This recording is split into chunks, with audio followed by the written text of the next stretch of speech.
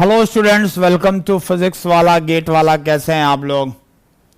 So I hope your preparation is going absolutely fine. सब बढ़िया चल रहा है। Welcome back. तो जो अपना सेकंड लेक्चर है, मतलब सेकंड सेशन, अब एक ही लेक्चर चल रहा है, तो इसको स्टार्ट करते हैं। ठीक है, तो वेलकम बैक। क्लास की स्टार्ट करते हैं विद वन स्मॉल दिल। जल्दी से एक दिल बना दो, फिर क्लास स्टार्ट करते हैं।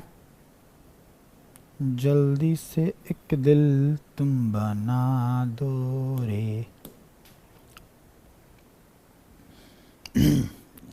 Welcome back, welcome back, welcome back. दिल लिख दे रहा है Suraj Kumar. Harsh Chauhan, welcome back sir. Thank you, thank you, thank you, thank you. चलो स्टार्ट करते हैं। तो अभी तक हम लोगों ने क्या किया है बेटा?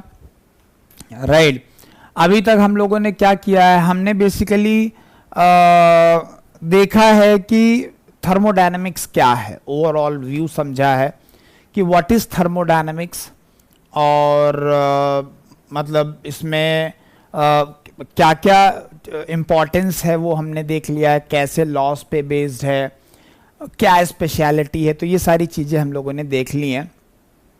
अब बात करते हैं कि इसको पढ़ना कैसे है। राइट, अब बात करते हैं कि हमें थर्मोडायनेमिक्स को पढ़ना कैसे है।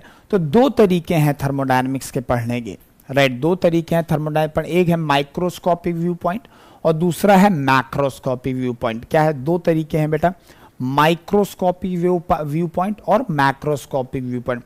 इवन थर्मोडायनेमिक्स नहीं, जितनी भी बेसिक साइंसेज हैं, जितनी भी बेसिक साइंसेज हैं, उन सब को पढ़ने का यही तरीका है। राइट, उन सब को पढ़ने का बेसिकली क्या है, यही दो तरीके होते हैं, चाहे फ्लूइड मैकेनिक्स हो, स्ट्रेंथ ऑफ मटेरियल हो, और हम लोग सिर्फ ये वाला फॉलो करते हैं। राइट, अंडर ग्रेजुएट लेवल पे, इवन पोस्ट ग्रेजुएट लेवल पे भी, पोस्ट ग्रेजुएट लेवल पे भी हम लोग सिर्फ और सिर्फ माइक्रोस्कोपिक में ही जाते हैं।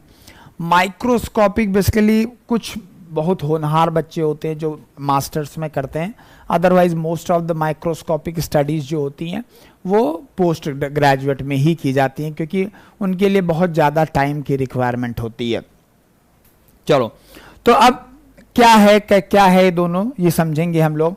तो सबसे पहली बात यहाँ पे मैं आपको बता देना चाहता हूँ कि यहाँ पे एक वर्ड लिखा हुआ है माइक्रो। अब माइक्रो तो आपको पता ही होगा, माइक्रो मतलब होता है स्मॉल।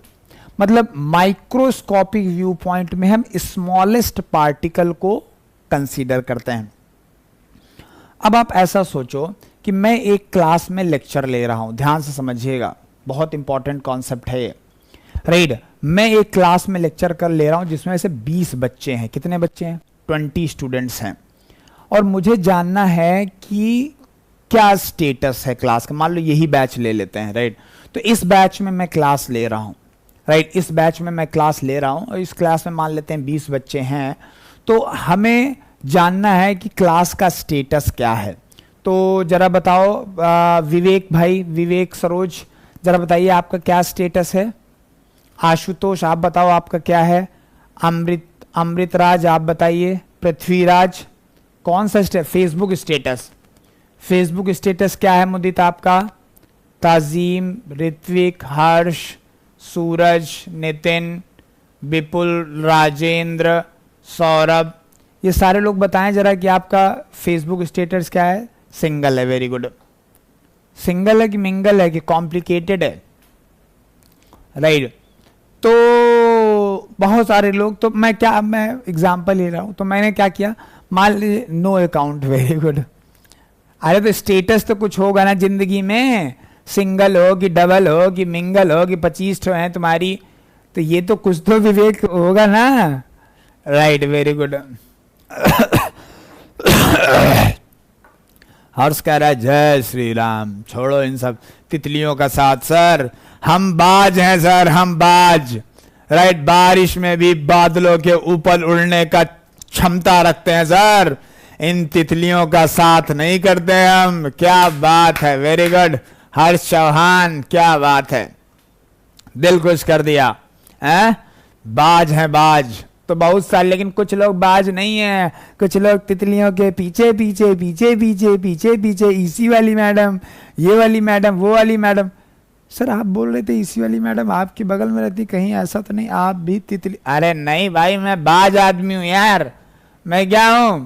बाज, समझ लो, बाज बनो, तितलियों का साथ छोड़ो। अगर बारिश में बादलों के ऊपर जाना है तो तितलियों का साथ छोड़ना पड़ेगा मेरे दोस्त। चलो, तो मैं क्या बोल रहा हूं कि क्लास 20 बच्चों की थी। मैंने क्या किया, मैंने पूछना चालू किया तुम्हारा क्या स्टेटस, तुम्हारा क्या स्टेटस। तो मुझे 20 डेटा मिले। क्या डेटा मिले? 20 डेटा मिल गए हमको, कौन सिंगल कौन मिंगल, कौन सिंगल कौन मिंगल। मैंने क्या किया, उस डेटा को एनालाइज किया, सब मैथमेटिकल टूल लगाया, सब मैथमेटिकल टूल लगाया, राइट। सर आप तितलियों को भी पढ़ा रहे? हाँ, तो तितलियों को भी बोलता हूं मैं, तितलियों को भी बोलता हूं कि ये बाज मांसाहारी हैं, इनके चक्कर में मत पड़ो। तितलियां भी किसी इस टाइप के चक्करों में ना पड़े, राइट, किसी इस टाइप के चक्कर में ना पड़े।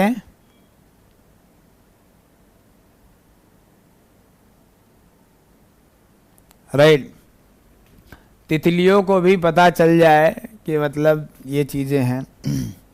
चलो ठीक है, अब बात करते हैं माइक्रोस्कोपिक व्यू पॉइंट की, राइट। अब बात करते हैं माइक्रोस्कोपिक व्यू पॉइंट की। तो मैंने क्या बोला, मैं क्लास में हूं और क्लास में हमने 20 बच्चों से पूछा, वो चाहे तितली हो चाहे बाज हो, राइट। हमने पूछा कि भाई क्या स्टेटस है, तो कुछ ने सिंगल बोला, कुछ ने मिंगल बोला, सिंगल। तो मैंने कुछ मैथमेटिकल टेक्निक लगाया और हमें पता चला कि 60% बच्चे जो हैं वो क्लास में सिंगल हैं और 40% बच्चे जो हैं क्लास में मिंगल हैं। इस स्टडी को बोलते हैं माइक्रोस्कोपिक स्टडी। इस स्टडी को कहते हैं माइक्रोस्कोपिक। ध्यान समझना। अब इसको रिप्लेस कर, इस एग्जांपल को रिप्लेस करते हैं। रिप्लेस क्या कर रहे हैं हम लोग, ध्यान समझिए। मैंने आपको बोला कि पहली चीज तो सिर्फ 20 बच्चे हैं यहां पे। पहली चीज क्या है, सिर्फ 20 बच्चे हैं।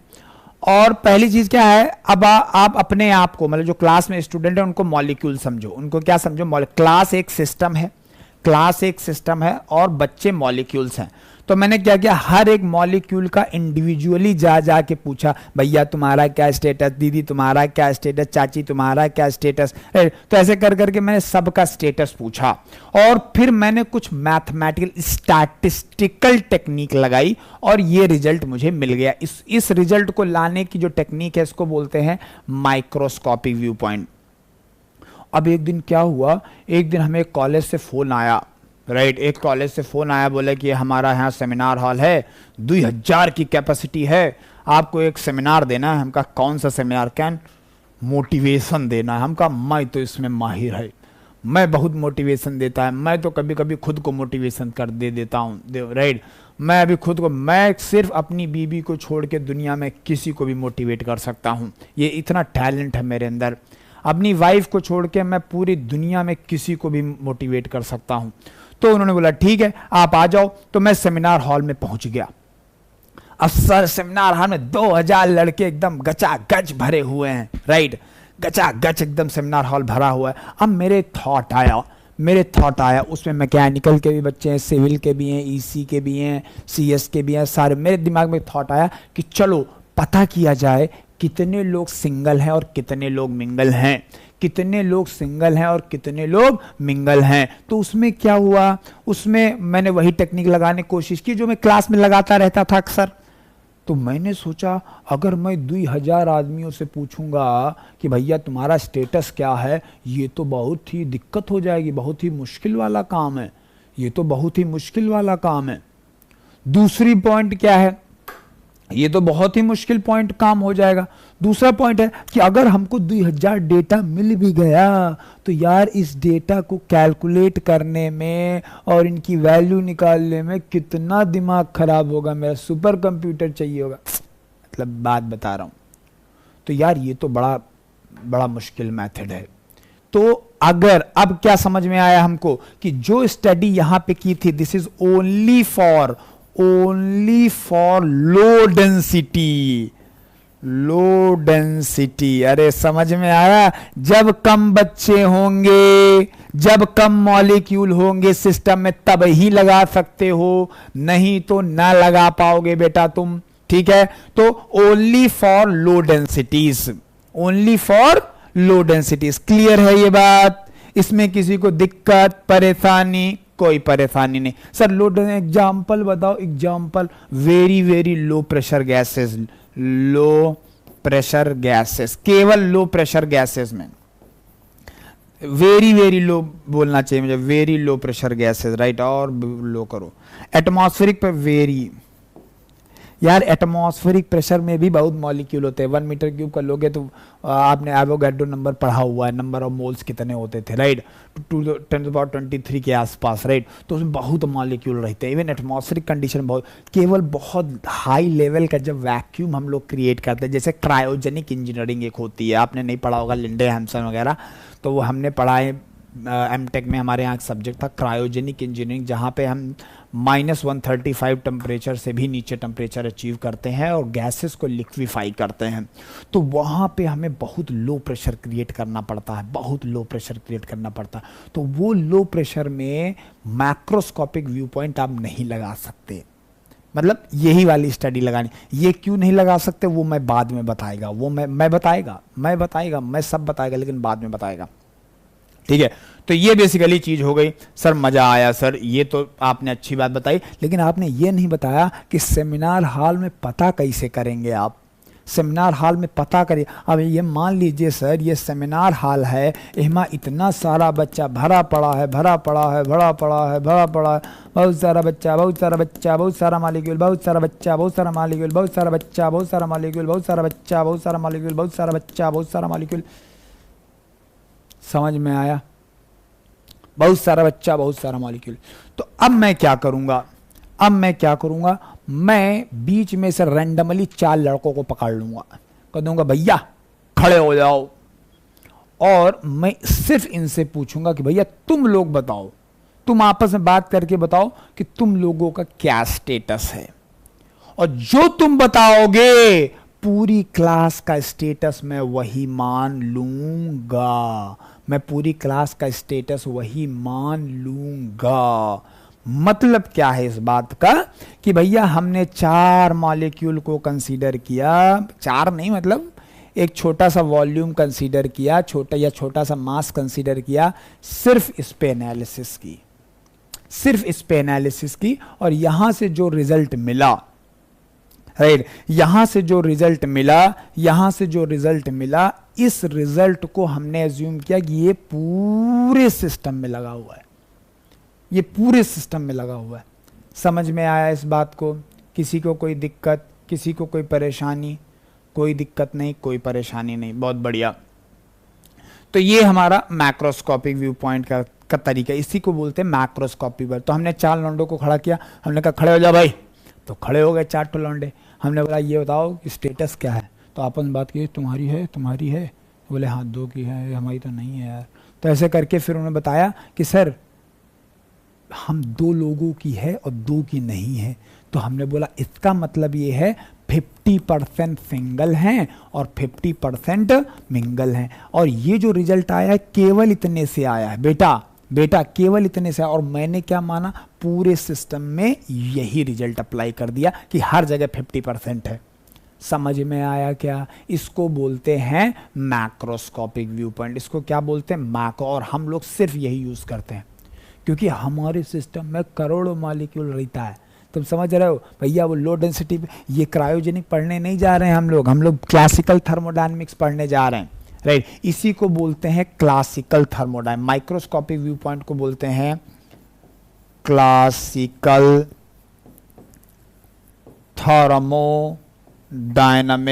डायनामिक्स, और इसको बोलते हैं स्टैटिस्टिकल थर्मोडायनामिक्स, क्योंकि स्टैटिक्स लगाते हैं ना, statistical thermodynamics, statistical thermodynamics. Clear है?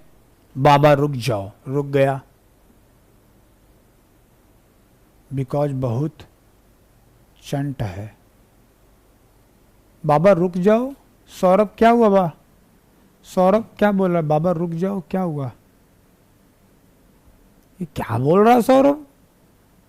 अरे सौरभ क्या बोल रही तुम?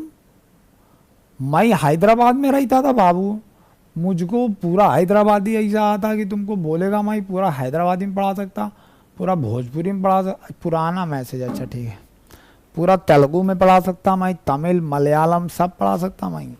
मलयालम में मैंने स्टडी की है, तेलुगु में मैं 8 साल रहा हूँ, भोजपुरी तो अपने खून में बसा हुआ। हिलेला सारा डिस्ट्रिक्ट है, और उसके बाद भोजपुरी हैदराबादी तो आती ही है। बंगाली में अरे क्या कहते हैं वो, कौन सा था वो, अरे मैं भूल गया स्टेटमेंट्स। अमित को भालोबाची, अमित को भालोबाची। अरे मराठी, अरे यार क्या बात कर रहे हो, गब्बस गब्बस।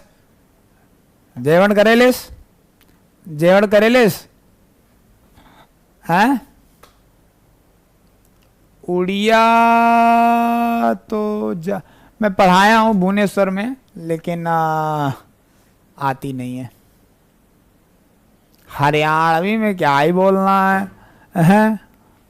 अरे क्या कर रहा है? एक बार मैं मतलब मेरी तुम अगर फोटो देखोगे 2012-13 की, तो सोचो मैं अभी मतलब 10 साल बाद मैं अभी बच्चा जैसा दिखता हूँ, क्यूट सा, तो उस समय मैं कैसा दिख रहा हूँ? एकदम बच्चा दिखता था। अब मैं गया क्लास में पढ़ाने दिल्ली में पहली बार, जब दिल्ली वाला बैच चालू हुआ, तो मैं भैया डैश के ऐसे बगल से जाने लगा, और आगे एक हरियाणवी लड़का बैठा हुआ था, और मुझे ऊपर जाना तो कह रहा, ओए किधर जा रहा है, इधर बैठ जा, उधर का मास्टर बनेगा है। वो हमसे कह रहा है कि अरे उधर कहाँ जा रहा है, इधर बैठ जा, उधर का मास्टर बनेगा।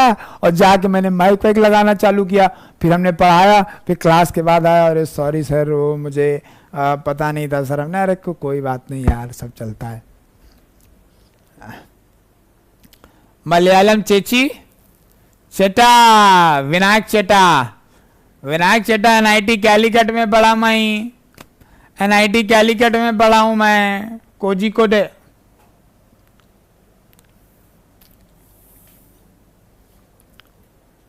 एनआईटी कैलीकट में पढ़ा हूं भाई मैं।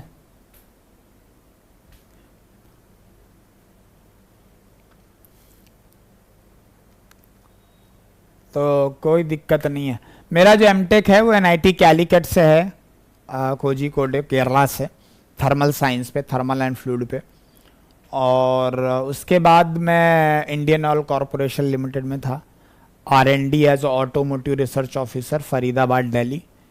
और वो छोड़ के फिर टीचिंग में फुल टाइम आ गया, थोड़े दिन टीचिंग और वो साथ में किया, फिर छोड़ के इधर आ गया। चलो आगे बात करते हैं। तो मैंने क्या आपको बताया कि बाबू मैंने आपको क्या बताया कि भैया अपन लोग मैंने वो 4 लौंडों खड़ा किया, मैंने पूछा कि यार तुम बताओ तुम्हारा स्टेटस क्या है, उन्होंने बोला 50-50। तो ये हो गई क्लासिकल थर्मोडायनामिक्स। ये क्या हो गया? क्लास। तो माइक अब मैं डिफाइन कर रहा हूं, कोई कुछ नहीं बोलेगा। मैं क्या डिफाइन, माइक्रोस्कोपिक व्यू पॉइंट क्या होता है?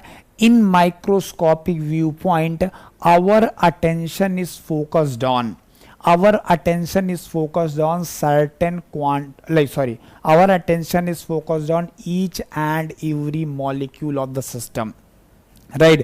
Each and every molecule of the system, each and every molecule of the system. Our attention is focused on each and every molecule of the system, and to know the overall behavior of the system, we will sum up the behavior of individual with the help of statistical means.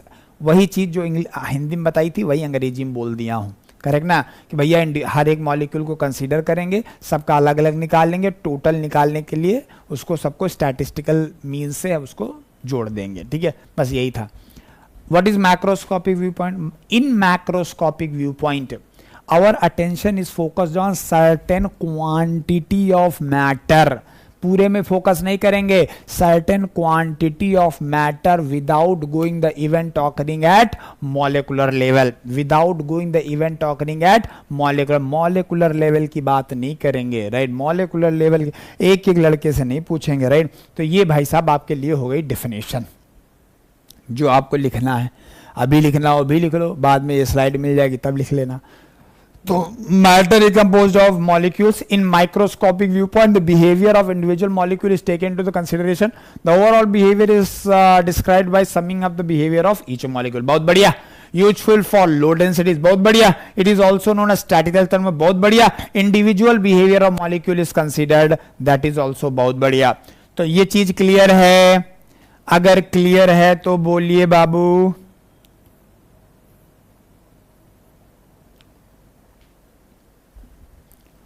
आमी तो जुमार शिवजी तुम्हार, वो वाला गाना आता है बंगाली वाला। Very good Dubey ji. चलो दुबे जी आगे बढ़ते हैं। दुबे जी फिर दूसरा पॉइंट आप देख लीजिए कि in macroscopic approach we fix our attention certain quantity of matter without going the event occurring on molecular level. उसके बाद क्या बताया, इसमें एवरेज बिहेवियर ऑफ मॉलिक्यूल लेंगे। वो 4 लौंडों को पकड़ा था, उनका जो बिहेवियर आया वो एक एवरेज बिहेवियर था और सारी क्लास का हमने वही मान लिया, वही एवरेज बिहेवियर मान, इंडिविजुअल नहीं है। The approach is known as classical thermodynamics, और अपने सब्जेक्ट में सिर्फ और सिर्फ क्लासिकल थर्मोडायनेमिक्स ही पढ़ेंगे, राइट। इन आवर स्टडी हम लोग मॉलिक्यूलर ले थोड़ा बहुत मॉलिक्यूलर लेवल पे जाएंगे किसी चीज का मतलब समझने के लिए, but numerical point of view से या फिर मतलब एग्जाम पॉइंट ऑफ व्यू से जो मेन चीजें रिक्वायर्ड है वो क्लासिकल है। अब क्वेश्चन ये आ जाता है कि सर क्लासिकल थर्मोडायनेमिक्स तो हम लोग पढ़ेंगे, राइट, मॉलिक्यूल को हम नहीं कंसीडर करेंगे। मॉलिक्यूल को कंसीडर ना करने का मतलब है मॉलिक्यूलर प्रॉपर्टीज को कंसीडर नहीं करेंगे। जैसे जो छोटी छोटी मॉलिक्यूलर प्रॉपर्टीज होती है, adhesive force, cohesive force, right. Molecules में क्या मॉलिक्यूलर रैंडमनेस जो होता है वो भी पढ़ेंगे, एंट्रोपी मॉलिक्यूलर रैंडमनेस है, लेकिन वो मैक्रोस्कोपिक लेवल पे पढ़ेंगे हम लोग। माइक्रोस्कोपिक में अलग होता है जो बोल्ट्जमैन ने दिया था, और जो एक मैक्रोस्कोपिक में अलग होता है जो हम लोग बात करेंगे, हम दोनों बात करेंगे एक्चुअली। अब क्वेश्चन आता है कि सर मैक्रोस्कोपिक व्यू पॉइंट में आप करने क्या वाले हो। देखो मैं आपसे एक चीज पूछता हूं, अगर आपको टेम्परेचर मेजर करना है कैसे मेजर करोगे, सर हमारे पास थर्मोमीटर है। प्रेशर मेजर करना है कैसे करोगे, सर हमारे पास बैरोमीटर है। वॉल्यूम मेजर करना है कैसे करोगे, सर हमारे पास स्केल है, हम नाप लेंगे डायमेंशन, ठीक है। तो ये सारी चीजें मेजरेबल है, प्रेशर, टेम्परेचर, वॉल्यूम। अब मैंने बोला ये बताओ कि एंट्रोपी को मेजर करने कोई डिवाइस है तुम्हारे घर में। बोलोगे सर हमारे घर में तो नहीं है, पड़ोसी से पूछना पड़ेगा, हमको पूछ के देखो। तो जब तुमने पता किया तो पता चला कि एंट्रोपी मेजर करने की कोई डिवाइस आज तक बनी ही नहीं। एंथैल्पी, सर एंथैल्पी मेजर करने की भी डिवाइस नहीं बनी। इंटरनल एनर्जी, इनकी भी नहीं बनी, लेकिन ये सब गवर्निंग पैरामीटर्स हैं। तो यार एनालिसिस तो करना पड़ेगा। अब जब ये इंपॉर्टेंट प्रॉपर्टीज़ हैं तो हमको करना पड़ेगा। तो सर कैसे करेंगे जब इनको मेजर ही नहीं कर सकते हैं, तो हम एनालिसिस कैसे करेंगे। एक काम करो, जैसे एंट्रोपी को तुम्हें करना, तो एंट्रोपी का फंक्शन निकालो। किसके टर्म में, प्रेशर, टेम्परेचर, वॉल्यूम के टर्म में। फिर प्रेशर, टेम्परेचर, वॉल्यूम मेजर कर लो, एंट्रोपी को कैलकुलेट कर लो। मैंने क्या बोला कि एंट्रोपी को क्या करना है आपको, function of pressure, temperature, volume लेना है। एंट्रोपी को क्या लेना है, function of pressure, temperature, volume लेना है। एंट्रोपी का ये निकालना है, बनाना है तुमको। जो बेसिक लॉज हैं, फर्स्ट लॉ, सेकंड लॉ, ये ला, वो ला, फलाना ला, इनको ला, उनको ला, सबको लाओ। और उसके बाद क्या करना है, ये ऐसा टाइप का रिलेशन निकालना है। अब मान लो ये रिलेशन तुमको पता चल जाएगा तो एंट्रोपी की एनालिसिस आप कर सकते हो। भले आप उसे मेजर नहीं कर सकते, पर कर सकते हो। कैसे, प्रेशर को मेजर कर लो, टेम्परेचर को मेजर कर लो, वॉल्यूम को मेजर कर लो, वो वैल्यूज यहाँ पुट कर दो, एंट्रोपी आ गया। समझ में आया क्या ए बाबू, ए सूरज बाबू, समझ में आया क्या। सो इन क्लासिकल थर्मोडायनेमिक्स और in macroscopic view point we will try to establish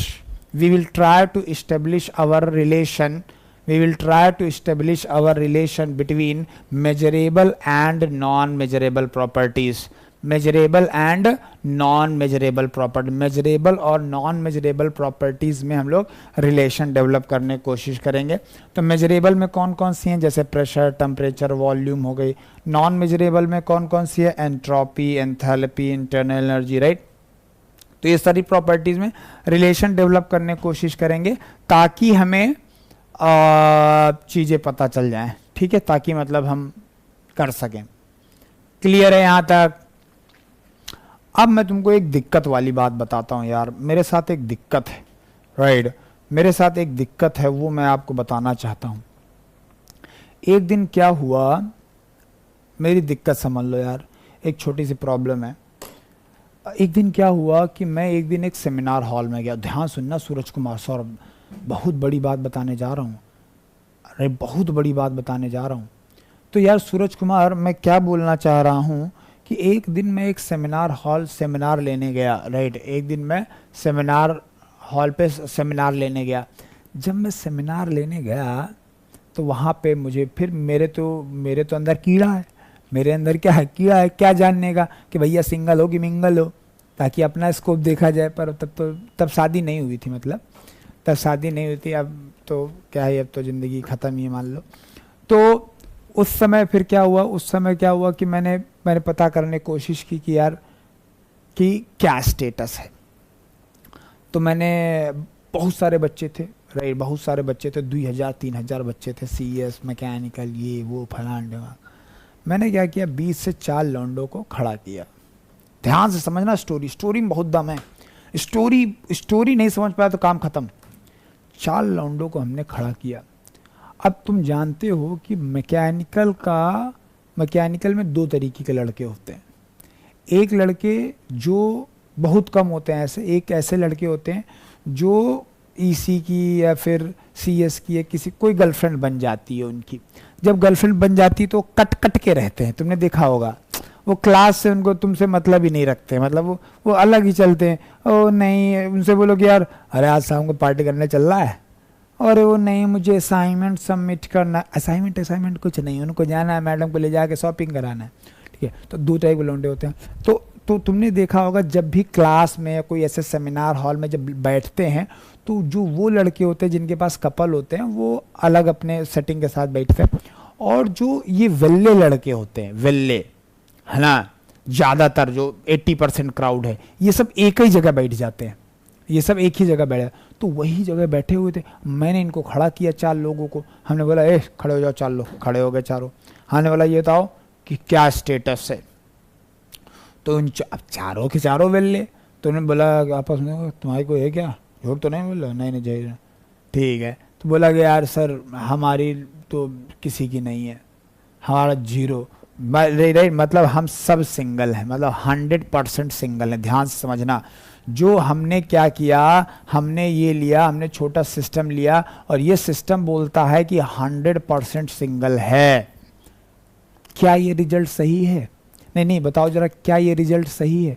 नहीं सही है, क्योंकि उस हॉल में CS वाला भी बैठा है, EC वाला भी बैठा हुआ है, इलेक्ट्रिकल वाला भी बैठा है, इवन आजकल तो सिविल वाले भी वो रहता है। इसका मतलब क्या है कि हमारा रिजल्ट गलत हो गया।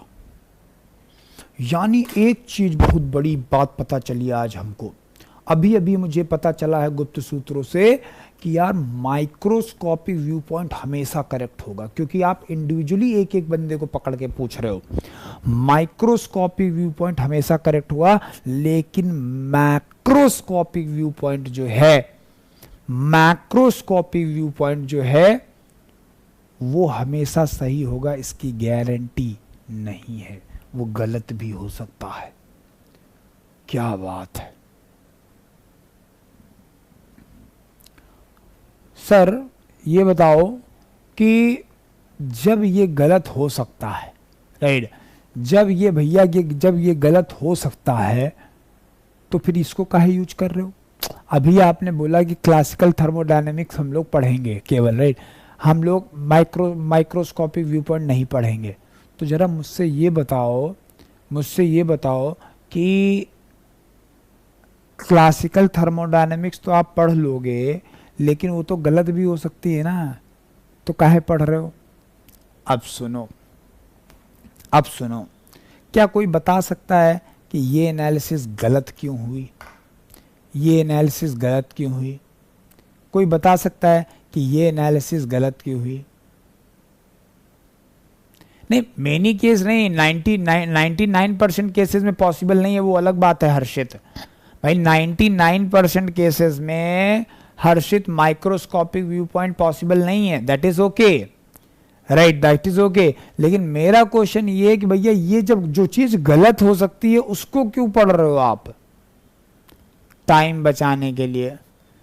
सर सिलेबस में है इसलिए पढ़ रहे हैं। अरे यार ये क्या आंसर दे रहे हो? कह रहे थे सिलेबस में है इसलिए पढ़ रहे हैं।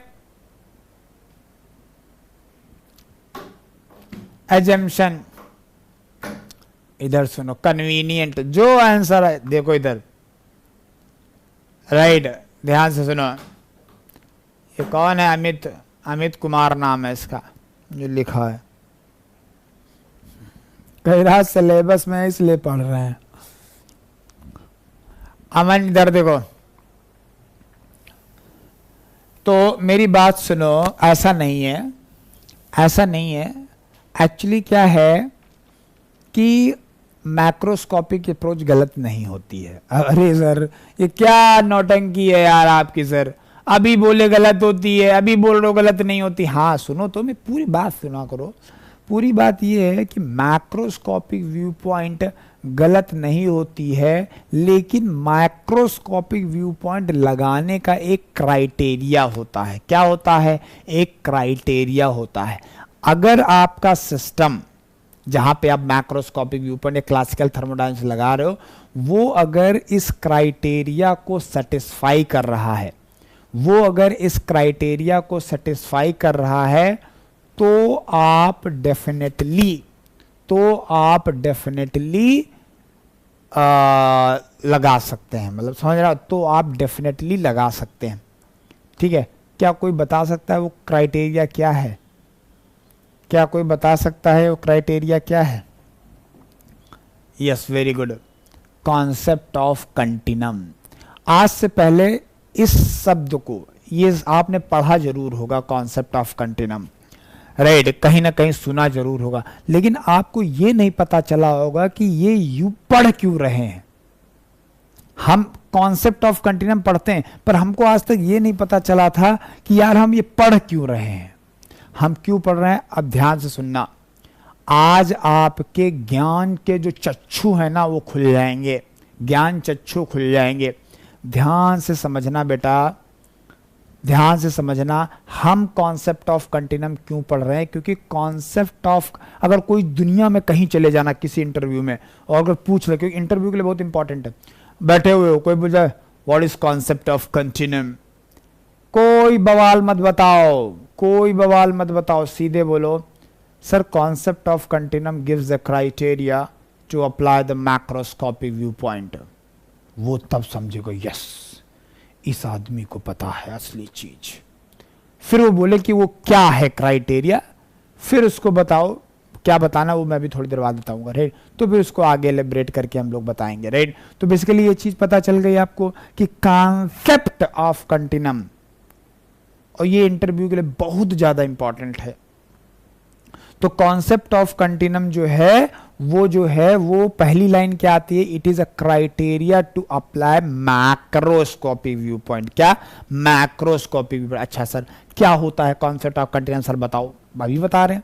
मैक्रोस्कोपिक में लगता है मतलब मान लो ये तुम्हारा एक सिस्टम है, मान लिया सर यहाँ पे बहुत सारे मॉलिक्यूल है, मान लिया सर बहुत सारे बहुत सारे बहुत सारे बहुत सारे बहुत सारे बहुत सारे बहुत सारे बहुत सारे बहुत सारे बहुत सारे बहुत सारे बहुत सारे बहुत सारे हाँ बहुत सारे बहुत सारे बहुत सारे। तो ये हमारा सिस्टम है, इसमें बहुत सारे मॉलिक्यूल हैं। अब हमको करना है मैक्रोस्कोपिक स्टडी। मैक्रोस्कोपिक स्टडी करने के लिए क्या करेंगे? एक छोटू सा सिस्टम कंसीडर करेंगे। चलो ये छोटू सा सिस्टम कंसीडर कर लिया जिसमें 4 मॉलिक्यूल है। कितने मॉलिक्यूल हैं? कितने मॉलिक्यूल हैं यहाँ पे? 4 मॉलिक्यूल हैं।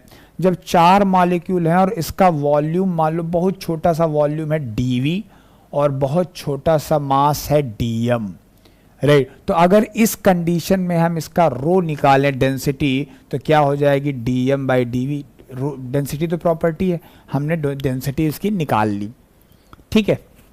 और जो भी डेंसिटी आएगी मैं क्या एज्यूम करूंगा, इधर सुनो, इधर सुनो लल्लन, लल्लन बेटा इधर सुनो, कि यहां से जो डेंसिटी आएगी मैं एज्यूम करूंगा पूरे सिस्टम में सेम डेंसिटी है, पूरे सिस्टम में सेम डेंसिटी। ओके सर, अब मैं वही बनाने जा रहा हूं एक डायग्राम में।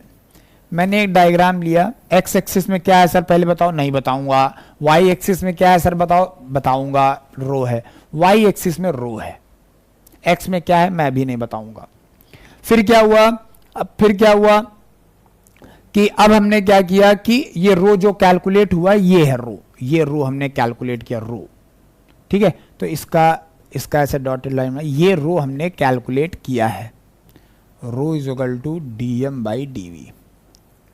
अच्छा, अब मेरे साथ एक गड़बड़ हुआ यार, मैं बताऊं कहानी में क्या है कि हमें पता चला कि यार molecules are in random motion, दुनिया में कुछ भी रेस्ट पे नहीं है, rest is a relative thing. कौन बताया था, अपना भाई, अरे सॉरी अपना बाबा, अब मेरा बाबा तेरा बाबा सबका बाबा आइंस्टाइन।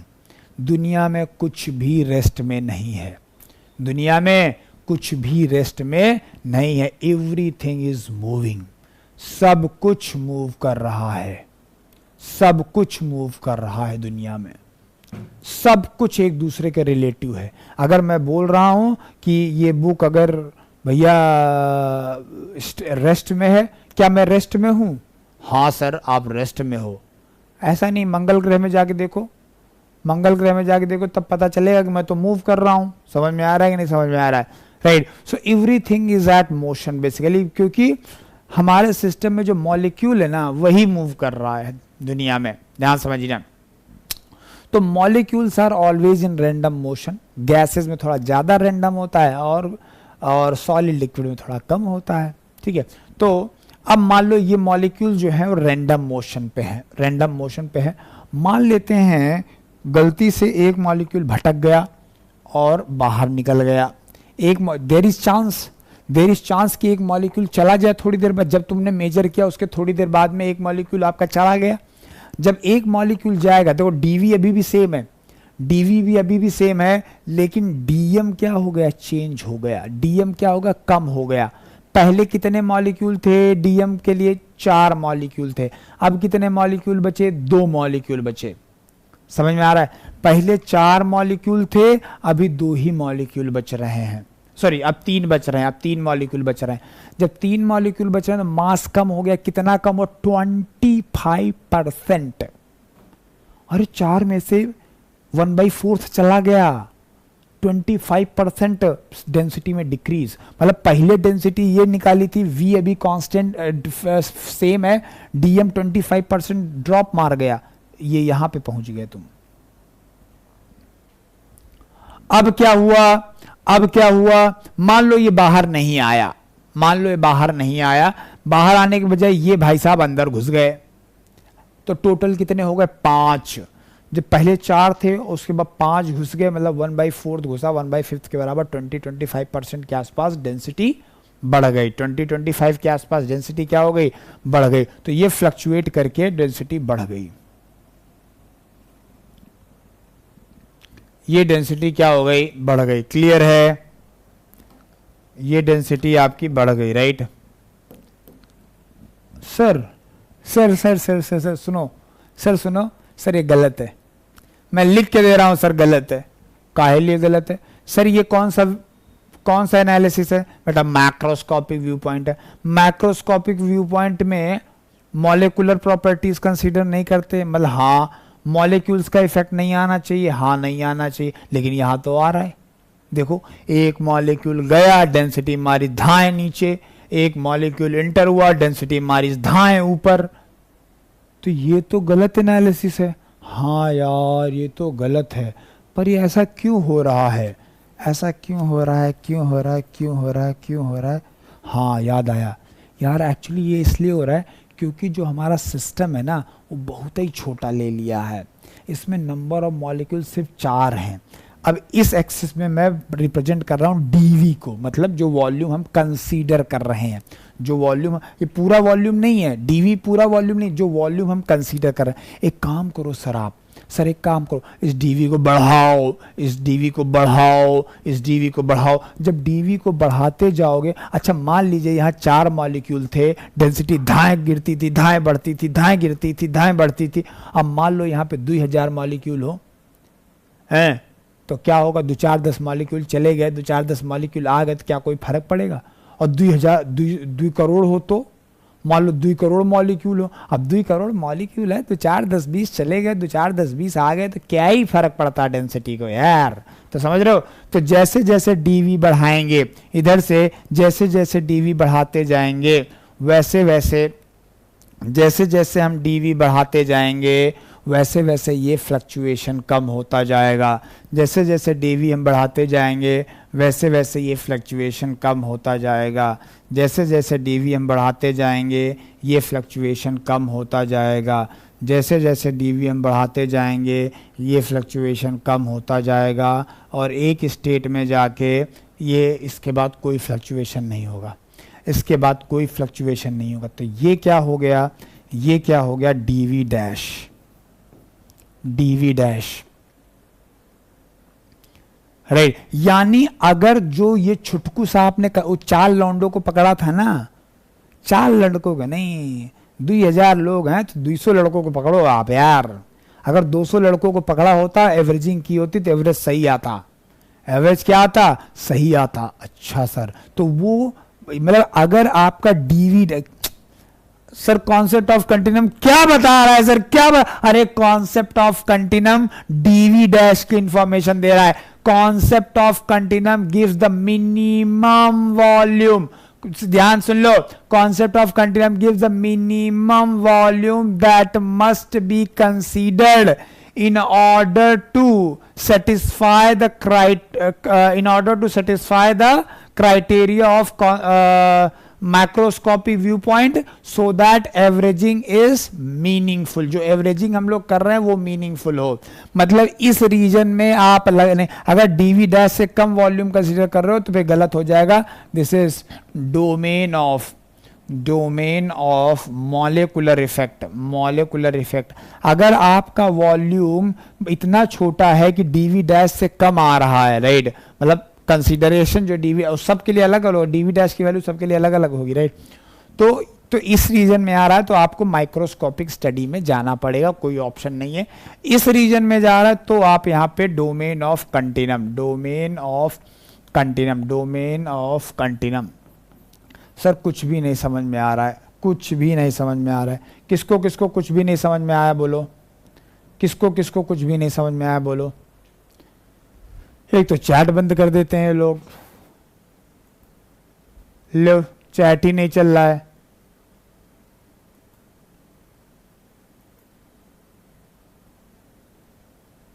चल रहा है, चल रहा है।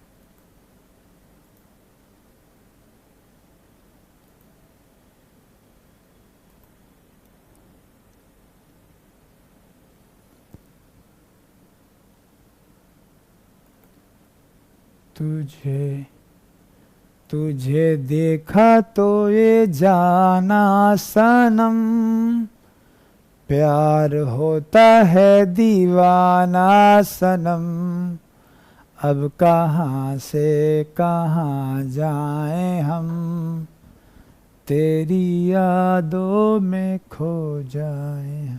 अच्छा सुनो, बाबा का ज्ञान ध्यान सुनेंगे। थर्मोडायनेमिक्स पढ़ने के 2 तरीके होते हैं। अब जैसे रोबोट पढ़ा, मान लो तुम्हें रोबोट पढ़ा रहा है, थर्मोडायनेमिक्स एआई पढ़ा रहा है, एआई। थर्मोडायनेमिक्स पढ़ने के 2 तरीके होते हैं, एक होता है माइक्रोस्कोपिक व्यू पॉइंट, एक होता है macroscopic view point. Microscopic view point में सिस्टम में प्रेजेंट सारे मॉलिक्यूल्स की एनालिसिस करते हैं, फिर कुछ स्टैटिस्टिकल मीन से उसको सम करके हम लोग ओवरऑल रिजल्ट निकाल लेते हैं। लेकिन ये सिर्फ तभी कर सकते हैं जब नंबर ऑफ मॉलिक्यूल, मतलब डेंसिटी ऑफ द सिस्टम बहुत कम हो। जब डेंसिटी ऑफ सिस्टम बहुत ज़्यादा होती है तो हम कुछ बड़े से सिस्टम का एक छोटा सा पार्ट लेते हैं, सिर्फ उस पार्ट पे एनालिसिस करते हैं और जो भी रिजल्ट मिलता है हम एज्यूम करते हैं कि सब में सेम होगा। तो यहाँ पे हमें एवरेज बिहेवियर ऑफ मॉलिक्यूल देखने को मिलता है। लेकिन इसको अप्लाई करने के लिए, मैक्रोस्कोपी व्यू पॉइंट को अप्लाई करने के लिए कॉन्सेप्ट ऑफ कंटिन्यूम का सेटिस्फाई होना बहुत आवश्यक है। क्या होता है ये concept of continuum? Concept of continuum gives the criteria to apply the macroscopic viewpoint. Second very important point, concept of continuum gives the minimum volume. Concept of continuum gives the minimum volume that must be considered so that averaging, जो average behavior था, so averaging is meaningful, otherwise averaging गलत हो जाएगी। तो एक minimum criteria देता है जो हम जिससे भी हम लगा सकते हैं। तो सर मेरा क्वेश्चन आपसे ये है कि सर ये बताइए कि हम कैसे चेक करेंगे कि कोई सिस्टम कॉन्सेप्ट ऑफ कंटिन्यूम को सेटिस्फाई कर रहा है कि नहीं कर रहा है। देखो, इससे रिलेटेड क्वेश्चन कभी ज़िंदगी में बन नहीं सकता क्योंकि ये माइक्रोस्कोपिक चीज़ है, मतलब आपको मॉलिक्यूलर स्टडी करके ही पता चल सकता है। लेकिन क्राइटेरिया बना हुआ है, राइट? जो हमारे जैसे लेमैन लोग हैं, जो मतलब जिनको केवल मैक्रोस्कोपिक स्टडी आती है, उनके लिए क्राइटेरिया बना हुआ है। सर क्या आप वो क्राइटेरिया हमारे साथ शेयर कर सकते हैं? हाँ बेटा, मैं तुम्हारे साथ वो क्राइटेरिया शेयर कर सकता हूँ। तो मेरे दोस्त, मेरे भाई, मेरे प्यारे, सॉलिड और लिक्विड के लिए ऐसा कोई क्राइटेरिया की ज़रूरत नहीं है।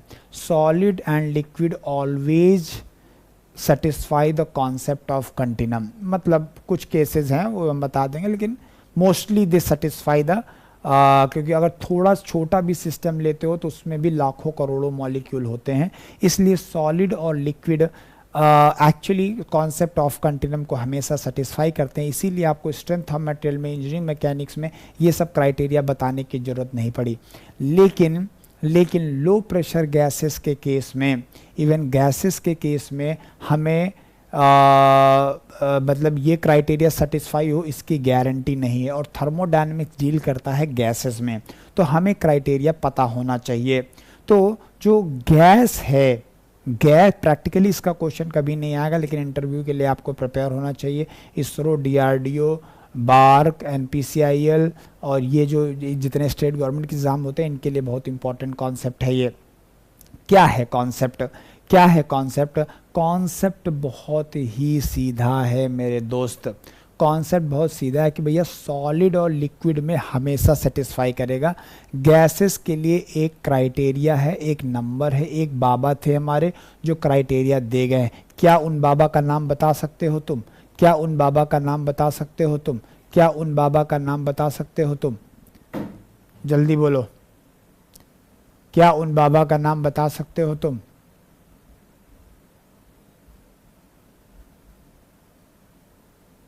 अरे यार, सब धुंधला धुंधला दिख रहा है, आंखें इतनी देर बंदी। मैक नंबर, बहुत बढ़िया। क्या ही पढ़े हो एफएम यार तुम लोग,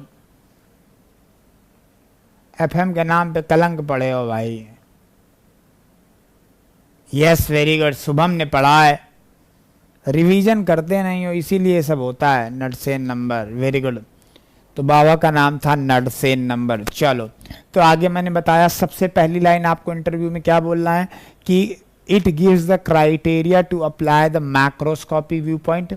कंटिन्यूम का मतलब होता है homogeneous matter with no holes. मतलब मॉलिक्यूल जो है वो ऐसे ऐसे हो, ऐसे ऐसे ऐसे ऐसे, मतलब मॉलिक्यूल का जो अरेंजमेंट है ना, ऐसे ऐसे ऐसे ऐसे ऐसे ऐसे ऐसे, फिर ऐसे ऐसे ऐसे, कोई भी छोटा सा भी होल नहीं होना चाहिए। इसको आइडियली बोलते हैं, आइडियल कंटिन्यूम, आइडियल कंटिन्यूम बोलते हैं। लेकिन ऐसा तो पॉसिबल है नहीं, मॉलिक्यूल तो भैया इधर उधर घूमते घामते रहते हैं, ठीक है। तो क्राइटेरिया बनाया गया है। तो concept of continuum in microscopy we always concern a volume which is very large. जो वॉल्यूम हम कंसिडर करते हैं वो बहुत लार्ज होता है compare to molecular dimension. Even very small volume of a system is assumed to be contain large number of molecules so that statistical averaging is meaningful and the matter can be treated as continuous. अब देखेंगे, अब criteria की बात कर लेते हैं। चलो criteria की बात कर लेते हैं। मैंने क्या बताया, it gives the minimum volume so that the system should be continuous and averaging is meaningful, right. यार एक चीज देखना पड़ेगा, पिछली लाइन में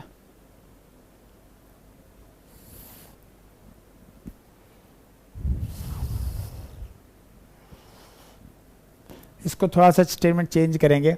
it gives the minimum volume that must B consider, that must B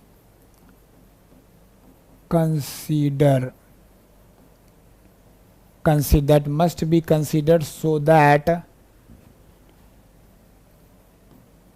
the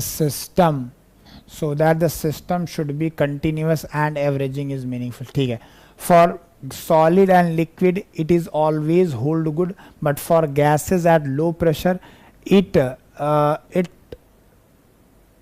for gases क्या लिखा हुआ है, for gases at low pressure it is not so true as the distance between the molecules are more. So we can check whether the concept of continuum is valid or not with the help of Nutsen number, which is the ratio of mean free path to the characteristic dimension. So Nutsen number क्या हो गया बेटा, ratio of mean free path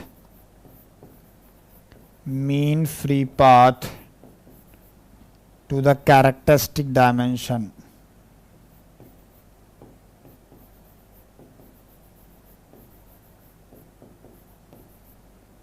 Right, mean free path to the characteristic dimension, right.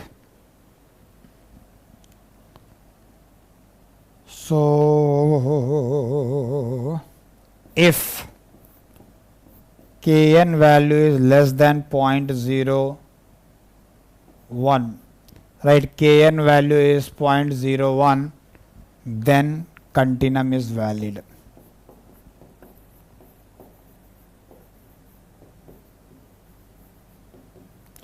Right अब देखो तो लिखा हुआ है if Knudsen number is less than 0.01 then continuum is valid. Mean free path क्या होता है, मीन फ्री पाथ होता है, अब मीन फ्री पाथ होता है the average distance travelled by a molecule between two successive collisions. देखो ये कुछ भी नहीं है, मैं आपको बताता हूं मीन फ्री पाथ क्या है। इधर सुनो, इधर ये तुमको समझ में नहीं आ रहा है क्या सर, कोलिजन वोलिजन नहीं समझ में आया। सुनो मेरी बात सुनो, इधर आओ। मैं आपको ये मीन फ्री पाथ बताऊं। मीन फ्री पाथ का मतलब होता है कि दो मॉलिक्यूल के बीच में क्या डिस्टेंस है।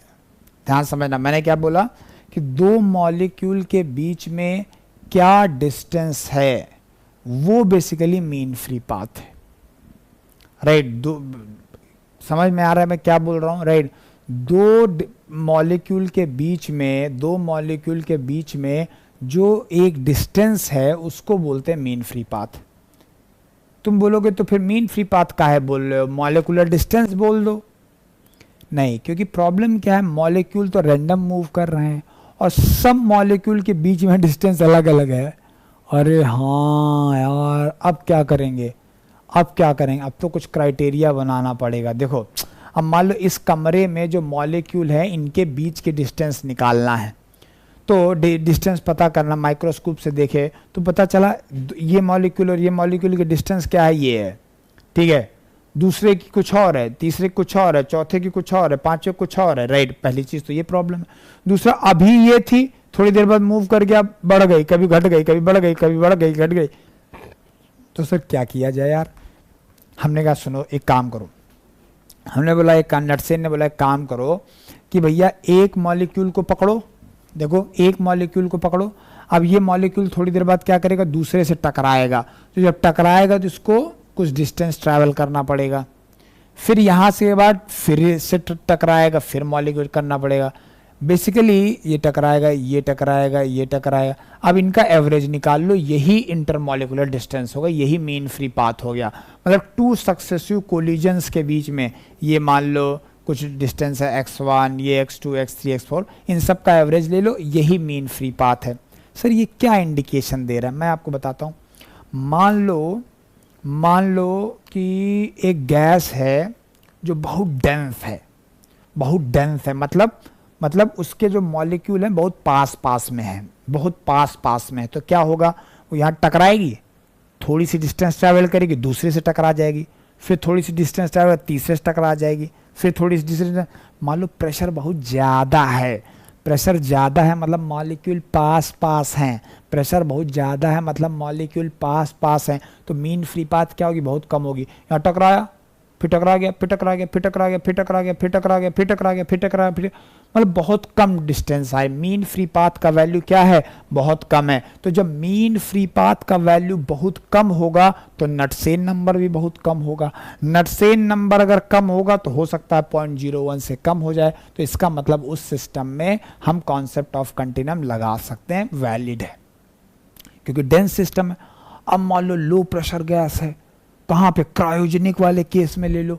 अब क्रायोजेनिक वाले केस में क्या होगा कि भैया बहुत रेरिफाइड गैस है, एक मॉलिक्यूल यहाँ है तो एक वहाँ, तो एक वहाँ, तो एक वहाँ। अब ये मॉलिक्यूल है, ये ट्रैवल करते करते गया, पहले इससे टकराया, फिर ट्रैवल करते करते गया इससे टकराया, फिर ट्रैवल करते करते गया इससे टकराया। समझ में आ रहा है? तो जो मीन फ्री पाथ है वो बहुत ज़्यादा है, मीन फ्री पाथ बहुत ज़्यादा है। जो मीन फ्री पाथ अगर ज़्यादा होगा तो नटसेन नंबर ज़्यादा होगा, नटसेन नंबर ज़्यादा होगा तो 0.01 से ज़्यादा हो जाएगा, 0.01 से ज़्यादा होगा तो हम वहाँ पे कॉन्सेप्ट ऑफ कंटिन्यूम वैलिड नहीं, और हमें दिख भी रहा है आंखों से, हमें समझ में भी आ रहा है कि भैया दूर दूर मॉलिक्यूल होंगे तो कॉन्सेप्ट ऑफ कंटिन्यूम वैलिड नहीं होगा। यहाँ तक कितने लोगों को समझ में आया पहले बता दो, यहाँ तक अगर कितने लोगों को समझ में आया पहले आप बता दो हमको। आज के लड़के I'll tell you कितने Lallu what do you do।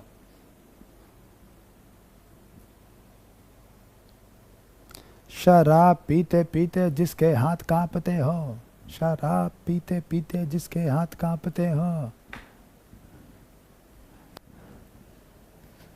वो समझो यार का सताया हुआ है। घर में जिसको रोटी चावल खुद बनाना हो, घर में जिसको रोटी चावल खुद बनाना हो, वो समझो बीवी का सताया हुआ है। चलो बहुत बढ़िया। झकास झकास। चलो तो अब एक बात करते हैं, क्या करते हैं, आपका थोड़ा सा, चलो इसका एक एप्लीकेशन बता देते हैं कि सर कहाँ कैसे माइक्रोस्कोपिक यूज करें, माइक्रो कैसे यूज कर रहे हैं।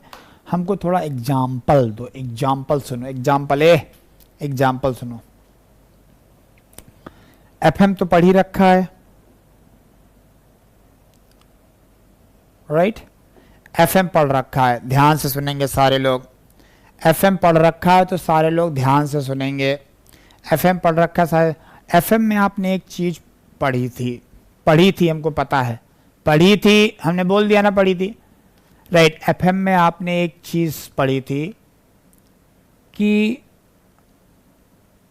अच्छा रुक जाओ, रुको, पहले मैं क्या करता हूं, मैं तुमको पहले और बढ़िया चीज बताता हूं।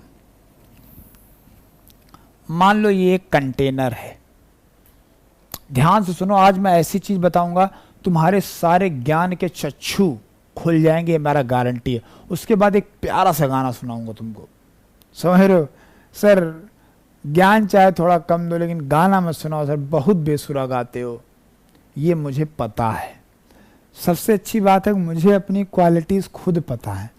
मैं बहुत गंदा गाता हूँ, मैं मतलब ऐसा गंदा गाता हूँ कि मेरा गाना सुन के कोई सो नहीं सकता है। तो मैं क्लास में जानबूझ के गाता हूँ, राइट? अभी मैं तुमको सुनाऊंगा बढ़िया, और वो भी अरिजीत सिंह का गाना चाहूँगा, मतलब सुरीला से, और मतलब इनफाइनाइट सुरीला से डायरेक्ट इनफाइनाइट, पर मेरा फेवरेट तो ऐसे के थे सर। अरे यार वो सा जवानी के दिनों में ना के गाने गाए हैं मैंने, है ना। तो अरे अभी भी जवान हूँ, ऐसा कुछ नहीं है, मतलब मैं बता रहा हूँ कि उस टाइम की बात अलग थी। तो उस टाइम पे हमने के सर के गाने गा गा के मतलब सुन के बड़े हुए हैं। तो यार उनके गाने मुझे बहुत अच्छे लगते हैं। तो उनके गाने सुना सुना के तुमको मैं पकाऊंगा, ठीक है। और वो सिर्फ इसलिए है ताकि आप जगते रहें। पीजी में सब सोच रहे हैं लेक्चर चल रहा है या कॉमेडी शो। ऐसे ही चलेगा भैया, 9 घंटे 8। पता है साइंस क्या बोलती है? साइंस ये बोलती है कि 45 मिनट से ज़्यादा कोई बंदा अपने आप का फोकस नहीं कर सकता, राइट। कंसंट्रेशन बना नहीं सकता 45 मिनट से ज़्यादा। बहुत अच्छा IQ लेवल है, बहुत अच्छा हो तो 1 घंटा 2 घंटा। अब 9 घंटे 8 घंटे क्लास है यार तुम्हारी, हमें तुम पे तरस आता है भाई। हमें तो इस क्लास का पैसा मिल रहा है, हम गंदा पढ़ाएं अच्छा पढ़ाएं, नाच के पढ़ाएं गा के पढ़ाएं, सीधे पढ़ाएं टेढ़े पढ़ाएं, पैसा जेब में रहे क्या। तो वो तो मिलेगा ही मिलेगा। लेकिन क्या है कि अब पैसे के साथ में अगर सेटिस्फैक्शन में मिल जाए तो मज़ा आ जाए। तो वो सेटिस्फैक्शन के लिए यही सब कॉमेडी वॉमेडी करता रहता हूँ, पार्ट टाइम काम है हमारा। तुम्हारे घर में कभी कोई फंक्शन वंक्शन हो तो कॉमेडी या सिंगिंग के लिए बुला लेना हमको, ठीक है। हाँ डिस्काउंट दे देंगे, स्टूडेंट हो अपने। चलो तो मान लेते हैं हमारे पास ये कंटेनर है। ए चंपक भाई, ये हमारे पास एक कंटेनर है। अभी देखो तुम्हारे ज्ञान के चच्चू ऐसे खोलेंगे तुम कहोगे वाह सर, इससे पहले मैंने ज़िंदगी में ऐसी चीज़ कभी पढ़ी नहीं थी। मैं गारंटी ले, इतना अच्छा नॉलेज सर मैंने कभी आज तक लिया नहीं था। आप ग्रेट हो सर, आप बहुत हैंडसम हो सर। आपकी जितनी क्यूट हो उतना ही क्यूट आपका नॉलेज भी है। ये आपको कहने पे मैं मजबूर कर दूंगा, राइट। इधर सुनेंगे, राइट। अब ध्यान से समझेंगे, ध्यान।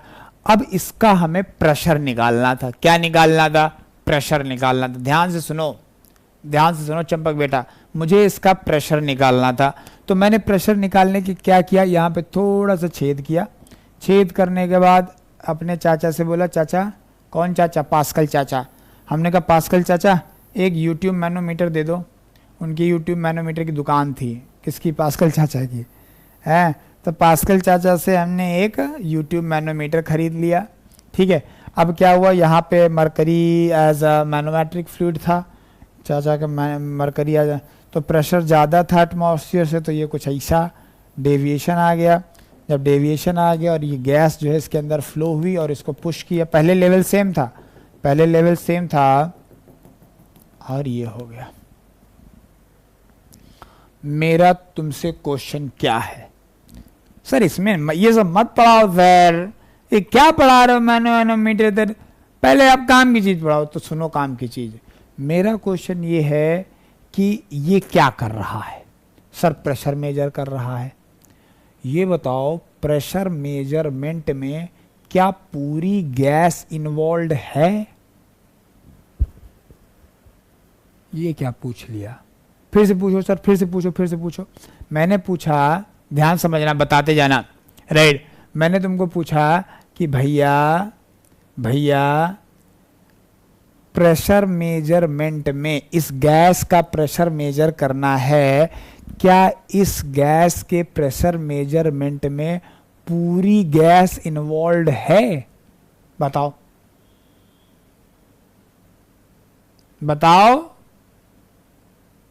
Yes, very good Abhijit Sharma, वाह।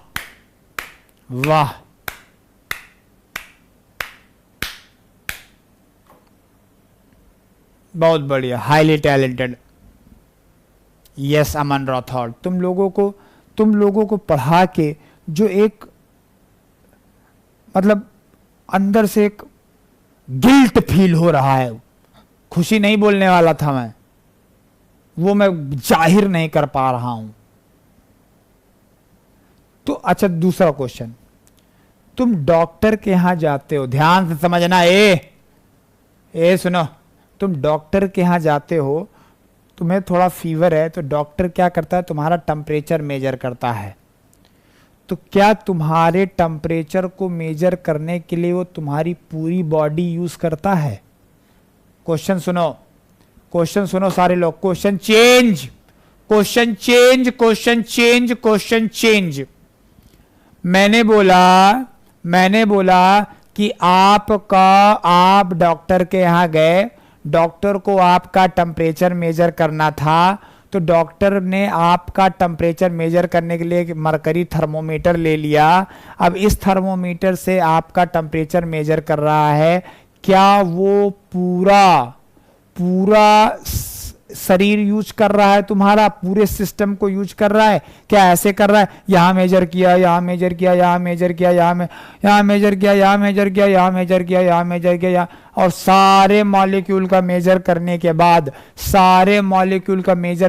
बाद, एक बड़ा सा वो स्टैटिक्स बनाई, एक्सेल सीट बनाई, फिर उसको सम किया, फिर उसको एवरेजिंग किया, उसके बाद बोला कि तुम्हारा टेम्परेचर 97 फ़ारेनहाइट है। ऐसा करता है क्या वो? नहीं, बोलो ऐसा करता है क्या वो? है हर एक पॉइंट का टेम्परेचर मेजर करता है क्या? नहीं करता। कहता है इसको पकड़ो, जीभ के नीचे लगाओ, इसको पकड़ो, ऐसे बगल में ठोक लो, ऐसे बगल में लगाए खड़े रहते हो, 5 मिनट तक रुके, 5 मिनट बाद ऐसे किया, खट खट खट खट, तुम्हारा 98 फ़ारेनहाइट है। सर नहीं सर, जरूरी नहीं 95 हो, पैर में शायद कम है सर। क्या बोल रहे हो? सर नहीं, यहां पे टेम्परेचर मेरा ज्यादा है, यहां पे कम है सर, यहां पे कम है सर, यहां पे ज्यादा है सर, यहां कम है सर। ऐसा नहीं होता है, ऐसा नहीं होता है। एक जगह का टेम्परेचर मेजर करूंगा और एज्यूम करूंगा सब जगह टेम्परेचर सेम है, एज्यूम करूंगा। तो भैया ये बताओ, ये कौन सी स्टडी है? ये कौन सा टेम्परेचर मेजर हुआ है? ये माइक्रोस्कोपिक टेम्परेचर मेजर हुआ है कि मैक्रोस्कोपिक टेम्परेचर मेजर हुआ है? बहुत बढ़िया, बहुत बढ़िया। मतलब मेरा सिस्टम ये है, लेकिन जब टेम्परेचर मेजर करने हुआ, थोड़े दिल की जगह के थोड़ा सा पार्ट कंसीडर किया, वहां पे थर्मोमीटर लगाया और वहां पे चेक कर लिया कितना टेम्परेचर, जो टेम्परेचर यहां से निकला पूरी बॉडी का सेम टेम्परेचर मान लिया। बोलो सही की गलत? बोलो सही की गलत? तो मतलब ये कौन सा टेम्परेचर हुआ? Macroscopic temperature. It is a macroscopic temperature, it is a macroscopic temperature. बहुत बढ़िया। यहां पे भी देख ले चंपक, यहां चंपक देख लो, प्रेशर मेजरमेंट में क्या ये वाली गैस प्रेशर, ये वाले मॉलिक्यूल, ये सारे मॉलिक्यूल क्या प्रेशर मेजरमेंट में पार्टिसिपेट कर रहे हैं? अरे नहीं कर रहे हैं चंपक, केवल यही मॉलिक्यूल जो थे वो धक्का मारे। अरे धक्का कौन मारा? धक्का ये मारे, केवल इतने ही मॉलिक्यूल इन्वॉल्व थे। तो ये कौन सा प्रेशर मेजर होगा? ये मैक्रोस्कोपिक प्रेशर मेजर होगा, ये मैक्रोस्कोपिक प्रेशर मेजर होगा। सावधान, खतरनाक, राइट? सावधान, सावधान इंडिया, जाग जाइए, राइट? क्लियर है? पहला चीज। अब सुनो, अब सुनो बाबू, बाबू अब सुनो। एफएम में आपने एक चीज पढ़ी थी कि, सुनो इधर, एफएम में आपने एक चीज पढ़ी थी, क्या कहते हैं उसको, कि जो यूट्यूब मैनोमीटर होता है उसका डायमीटर 10 mm से ज्यादा होना चाहिए। मेरा क्वेश्चन है क्यों? मेरा क्वेश्चन है क्यों? मैंने क्या बोला कि हमने मतलब मैंने तो पढ़ा ही था, तुमने पढ़ा था फ्लूइड मैकेनिक्स में कि अगर एक यूट्यूब मैनोमीटर है, राइट, अगर एक यूट्यूब मैनोमीटर है तो उसका डायमीटर 10 mm से ज्यादा होना चाहिए। बोलो काहे? बोलो काहे? बोलो क्यों? बोलो क्यों? Right, very good. To avoid capillary effect. ये जो आपने आंसर दिया ये करेक्ट है, लेकिन इससे बढ़िया आंसर बताता हूं मैं। ये अभी सुनो मेरी बात सुनो। अगर तुम इंटरव्यू में गए, 10 लड़के बैठे हैं इंटरव्यू में, राइट? 10 लड़के बैठे हैं इंटरव्यू में, राइट? 10 लड़के बैठे हैं इंटरव्यू में, ध्यान समझिएगा। 10 लड़के बैठे हैं इंटरव्यू में, राइट? 10 लड़के बैठे हुए हैं इंटरव्यू में और 10 से यही सवाल पूछा जाता है। राइट, 10 से यही सवाल पूछा जाता है कि भैया क्या बोलते हैं कि इसका 10 mm से ज़्यादा क्यों होता है। तो पता है 9 लड़का एक ही आंसर देगा, sir due to capillary effect, to avoid capillary effect, to avoid capillary effect.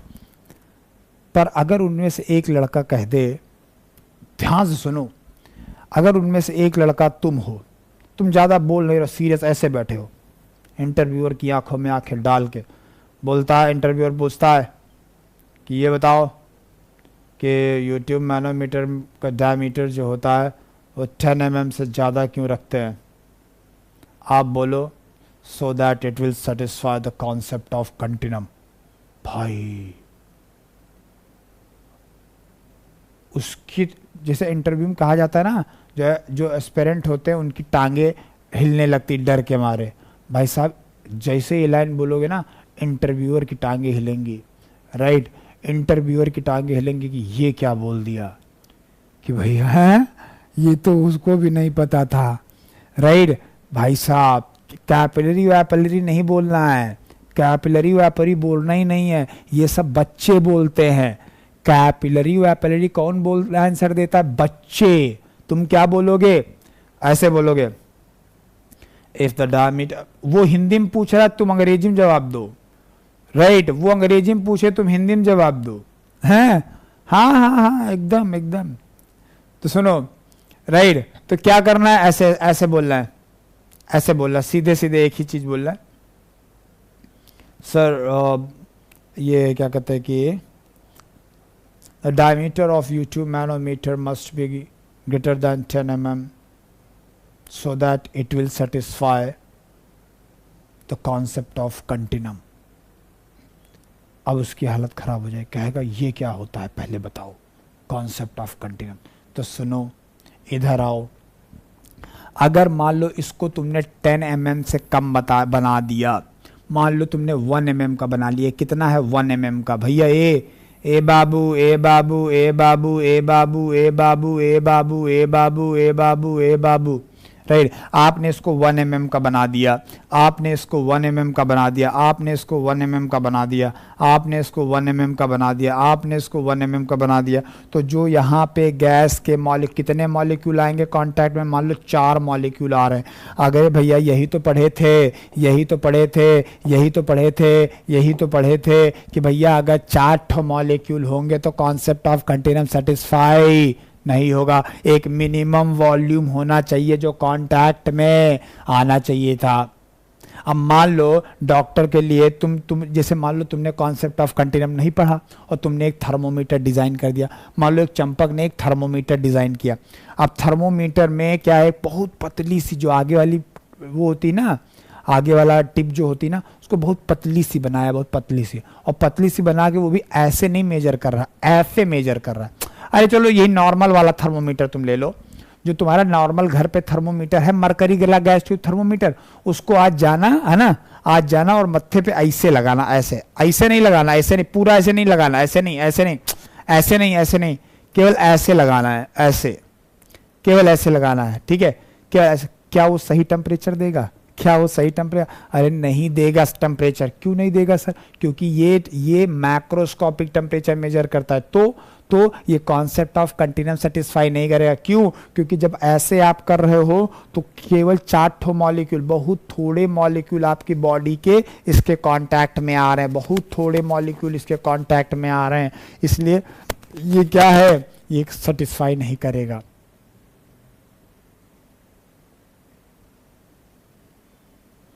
कह रहा 10 mm नॉट प्रैक्टिकली पॉसिबल।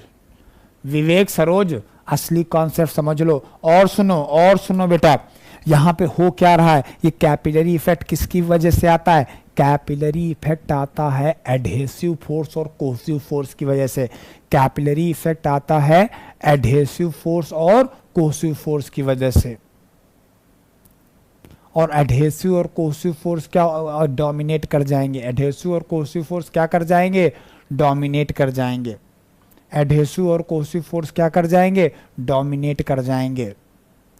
तो इस वजह से जब ये एडहेसिव और कोहेसिव फोर्स डोमिनेट कर जाएंगे, एडहेसिव और कोसिव फोर्स जब डोमिनेट कर जाएंगे तो क्या होगा?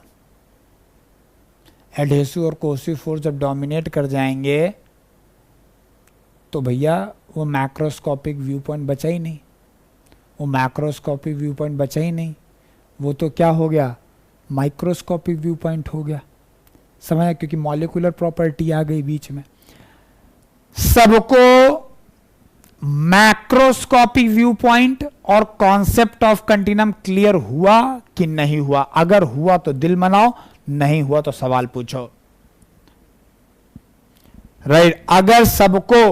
अगर सबको कॉन्सेप्ट ऑफ कंटिन्यूम और मैक्रोस्कोपिक व्यू पॉइंट क्लियर हुआ तो सब लोग एक बढ़िया सा दिल बनाएंगे,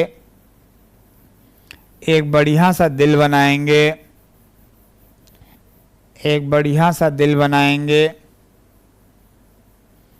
एक बढ़िया सा हम तोरे दिल बनाएंगे, बढ़िया सा हम तोरे दिल बनाएंगे, क्योंकि हमको तो कॉन्सेप्ट ऑफ कंटिन्यूम समझ आया है, क्योंकि हमको तो कॉन्सेप्ट ऑफ कंटिन्यूम समझ आया है। इसी बात पे एक कुछ चंद लाइनें डॉक्टर कुमार विश्वास जी की तरफ से। मोहब्बत एक एहसासो की पावन सी कहानी है।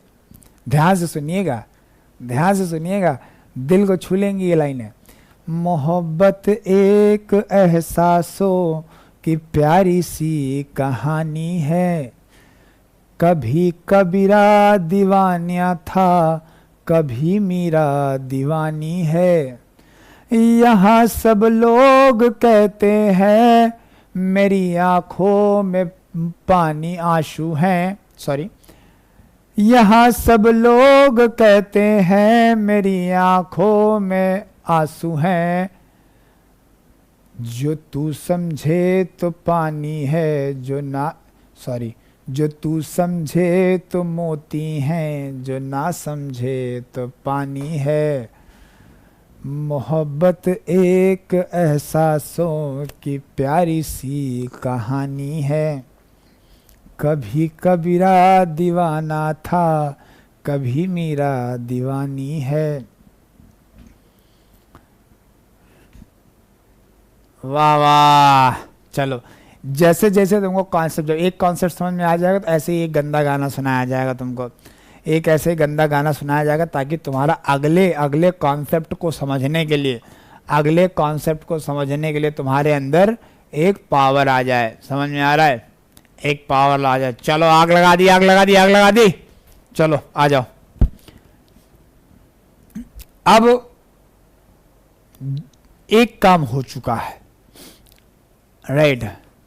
गाना नहीं, ए मोहित, मोहित तुमको मैं बहुत मारूंगा, तुम सुबह से मेरी चिकाई ले रहे हो बेटा।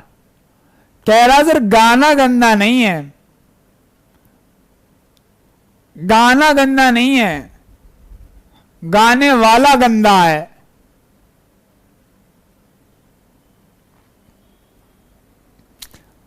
भाई साहब मैं बहुत अच्छा गा सकता हूं, मैं बहुत अच्छा गा सकता हूं, समझ में आया? मैं इसलिए नहीं गाता हूं ताकि गंदा गाऊंगा तो तुम्हारी नींदें खुल जाएंगी, तुम्हारे खातिर। चलो अच्छा, इसी बात पे एक शायरी हो जाए। इसी बात पे एक शायरी हो जाए, इसी बात पे एक शायरी हो जाए। तुम लोग बोल रहे हो ना कि मैं गा नहीं सकता हूं, तो इसी बात पे एक शायरी है। गा मैं भी सकता हूं, गा मैं भी सकता हूं, पर सुर बेवफा है। गा मैं भी सकता हूं पर सुर बेवफा है, बजा मैं भी सकता हूं पर साज बेवफा है। ऐ शहंशाह इतना इतना गुरूर मत कर अपने इस ताजमहल पे, बनवा मैं भी सकता हूं लेकिन मुमताज लापता है। तालियां बजाइए।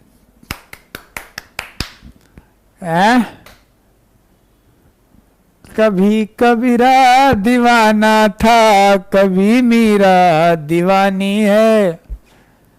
यहाँ सब लोग कहते हैं मेरी आंखों में आंसू है, जो तू समझे तो मोती है, जो ना समझे तो पानी है।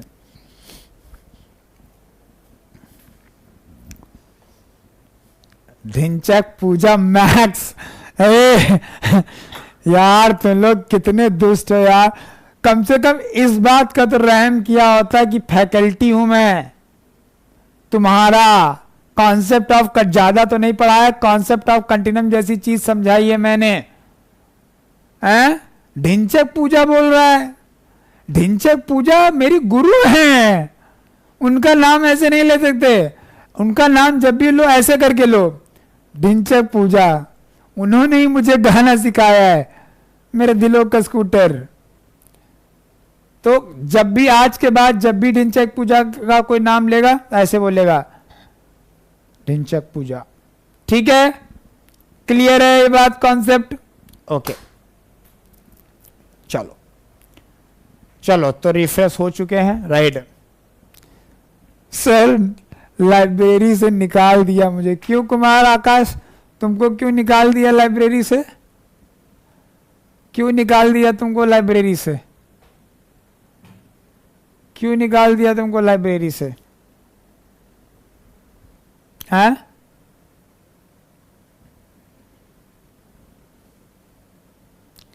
हंस रहा होगा। कभी कबीरा दीवाना था। अरे कह रहा है हमारे हमारे सुर सुन के भाई साहब इसको निकाल दिया।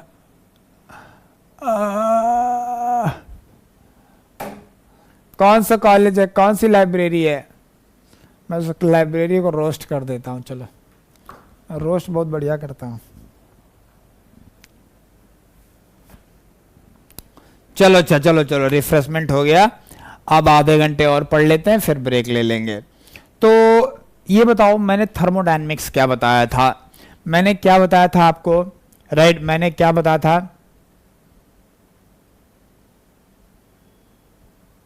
जियान वाला आवाज। जियान मतलब, जियान मतलब क्या होता है? जियान वाला मतलब क्या होता है?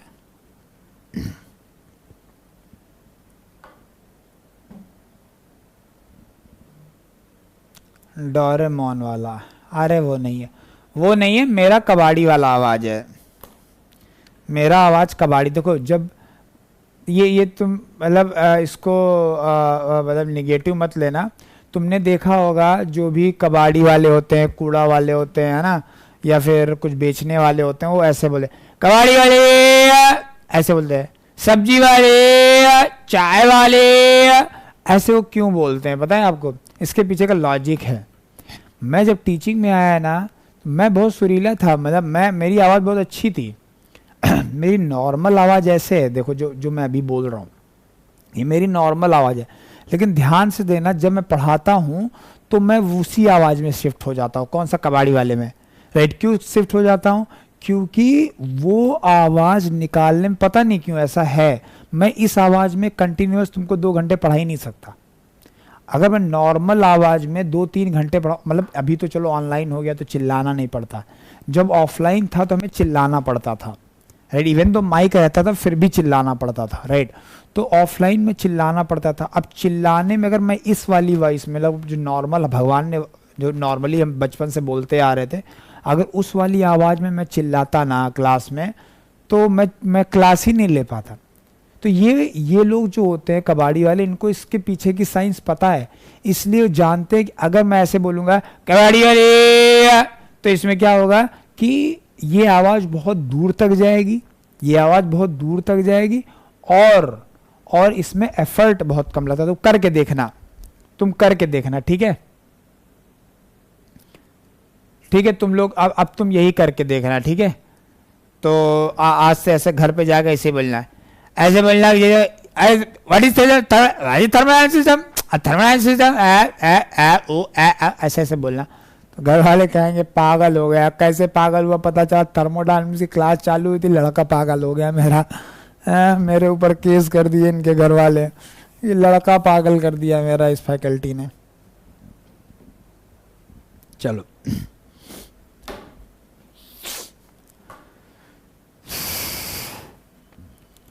चलो अच्छा बस हो गया।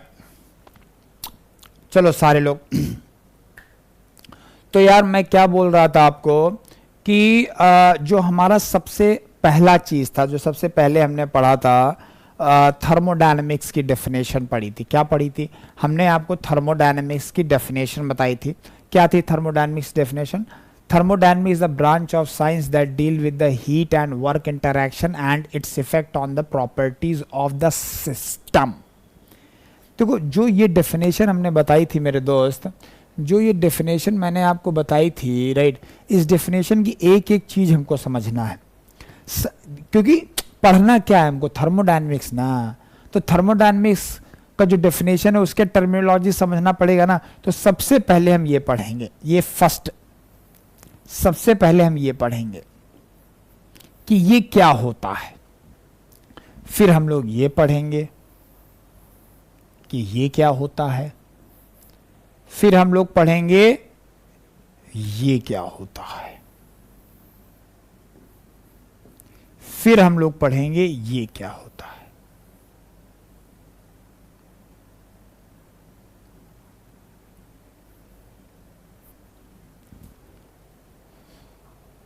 राइट, मतलब पहले मिनिमम इतना पढ़ेंगे, फिर उसके बाद आगे जाएंगे। तो ये सीक्वेंस रहेगा। तो सबसे पहली जो चीज आती है डेफिनेशन में, वो हमको पढ़ना है कि भैया थर्मोडायनेमिक सिस्टम क्या होता है। तो क्या कोई इस क्लास में है जो थर्मोडायनेमिक सिस्टम बता सकता है? अगर बता देगा तो मैं बहुत खुश हो जाऊंगा। और मैं खुश हो जाता हूं तो मैं कुछ भी दे सकता हूं। मतलब मैं इतना दानी टाइप का, कर्ल टाइप का इंसान हूं कि मैं खुश हो गया, तुमने अच्छा डेफिनेशन बता दिया तो हो सकता है मैं तुमको आईफोन ही गिफ्ट कर दूं, 14 प्रो मैक्स, राइट, या फिर कुछ और भी गिफ्ट कर सकता हूं।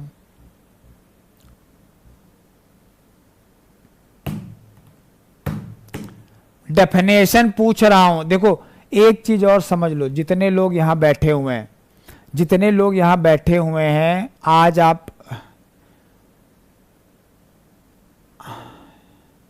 सरी आईफोन है आप और क्या, ऐसा क्या बात कर रहे हो यार? ये अभी अब ये तुम लोग यार कुछ सब झूठी मान रहे हो यार। तुम फैकल्टी को हल्के में कैसे ले सकते हो यार? मैं भी देखो देख के बताता हूँ कुछ क्या है। ये मैं ऐसे भौकाल मारता रहता हूँ हैं। मैंने ये सब चीजें भौकाल मारने के लिए खरीदी हैं भाई। बाकी मैं इनका कोई यूज नहीं करता हूँ। मैं इनका कोई यूज नहीं करता। मेरा पूरा पैसा बर्बाद हो गया, मुझे बहुत दुख होता है। 1.5 लाख रुपया खर्च हो गया यार इस फोन लेने में। मैं वही फोन उठाता हूँ, फोन करता हूँ, उसके अलावा काम ही नहीं। क्लास ही पूरा दिन रहता है, पूरा पैसा खराब हो गया। तो मैं क्या करता हूँ, इस पैसे को यूटिलाइज करने के लिए बच्चों को ऐसे ऐसे कर करके दिखाता रहता हूँ, ताकि जलो जलो तुम लोग। जलो नहीं मतलब मोटिवेट हो। हमसे फैकल्टी से क्या ही जलोगे यार? आदमी पता है अपने टीचर से, माँ बाप से जल नहीं सकता, ठीक है? तो हमसे तो क्या ही जलोगे तुम, तो हमसे मोटिवेट हो जाओगे। चलो सर ने खरीदा, हम भी कभी जिंदगी में खरीदेंगे। अमन राठौर, तुमको हम इतना मारेंगे, इतना मारेंगे। 1.5 लाख रुपया आदमी खर्च करे हैं सिर्फ काहे के लिए? शो ऑफ करने के लिए, ठीक है? मैंने सिर्फ ये फोन शो ऑफ करने के लिए खरीदा है। और उसके बाद कोई आदमी आके बोल दे कि ये तो स्टिकर चिपकाया हुआ है, ये तो आईफोन है ही नहीं। हटो, तुमको सिर्फ पढ़ाएंगे, हटो। हो गया बेटा, चलो पढ़ाई करो। थर्मोडायनेमिक्स की डेफिनेशन बताओ। और एक बात और सुन लो, एक बात सुन लो। अच्छा एक बात और सुन लो, उसके बाद बताओ। देखो अगर मैं देख रहा हूं कोई बोला तुम्हारा रूम सिस्टम है, ये सिस्टम है, वो सिस्टम है। मेरी बात सुनो, एक लेमैन को में और एक पढ़े लिखे आदमी में सबसे बड़ा डिफरेंस जानते हो क्या होता है? पता है तुमको? एक सिविल इंजीनियर में और एक जो घर बनाने वाला मिस्त्री है, उसमें डिफरेंस क्या होता है बता सकते हो? डिफरेंस बस एक बात का है कि जो सिविल इंजीनियर है ना, वो चीज़ों को सिस्टमैटिक ढंग से पेपर पे लिख सकता है, सिस्टमैटिक ढंग से पेपर पे लिख सकता है, और मिस्त्री लिख नहीं सकता। बाकी आता सब उसको भी है, उसको सब पता है, उसको सब पता है कि 4 फुट गड्ढा खोदना है, ठीक है, और नीचे ऐसा टेपर करके वो बनाना है, फिर उसमें पिलर डालना है, 4 सूत की सरिया लगानी है, 4 बाई 4 का पिलर बनाना है, अब पीछे वाले पिलर 4 बाई 6 के होंगे, उसको सब पता है।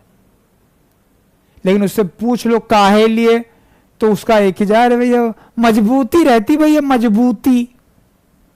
तो कभी लेबर मत बनो यार, कम से कम इंजीनियर हो ना।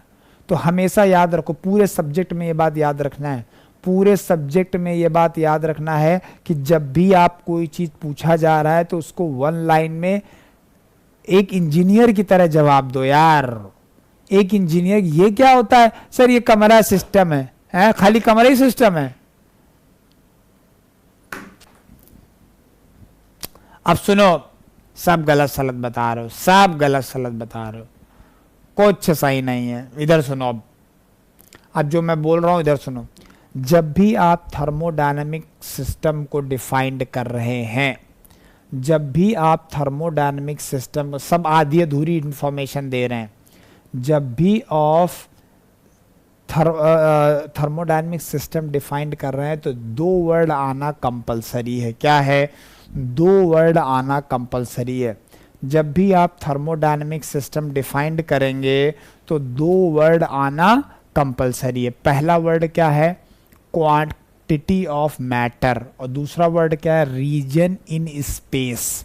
क्या है? 2 वर्ड आना जरूरी है, क्वांटिटी ऑफ मैटर और रीजन। अगर ये 2 वर्ड तुम्हारे डेफिनेशन में नहीं है तो आपकी डेफिनेशन इज नॉट प्रॉपर, आपका definition is not proper, not proper, not proper. समझ में आ रहा मैं क्या बोल रहा हूं?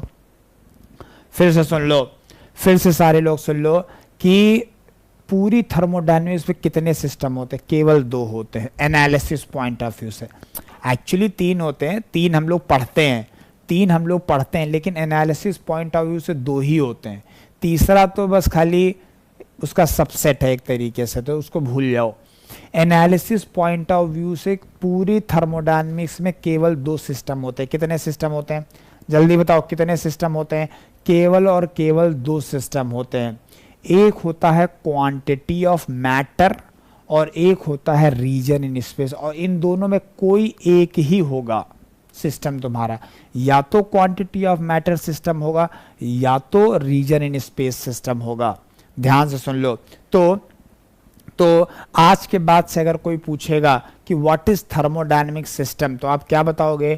थर्मोडायनेमिक सिस्टम इज डिफाइंड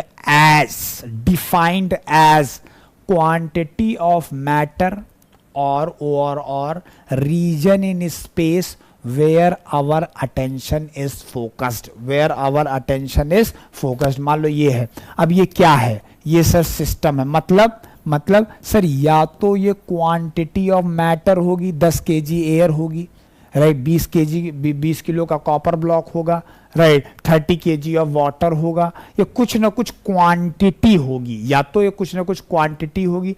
अगर क्वांटिटी नहीं होगी तो ये स्पेस होगा, 2 मीटर क्यूब का रूम होगा, 3 मीटर क्यूब का चैम्बर होगा। समझ में आ रहा है? तो ये या तो केजी होगा या तो मीटर क्यूब होगा, तीसरा कुछ नहीं हो सकता दुनिया में। मतलब पूरी इतनी मोटी बुक जो आप थर्मोडायनेमिक्स की पढ़ते हो, पूरी बुक में खाली 2 ही सिस्टम होते हैं। कौन कौन से? या तो क्वांटिटी ऑफ मैटर जो केजी में आएगा, और या तो रीजन इन स्पेस जो मीटर क्यूब में आएगा। समझ में आ रहा है? नहीं समझ में आना भी नहीं चाहिए इतनी जल्दी, क्योंकि इतनी जल्दी आ जाएगा तो फैकल्टी की इज्जत कैसे करोगे?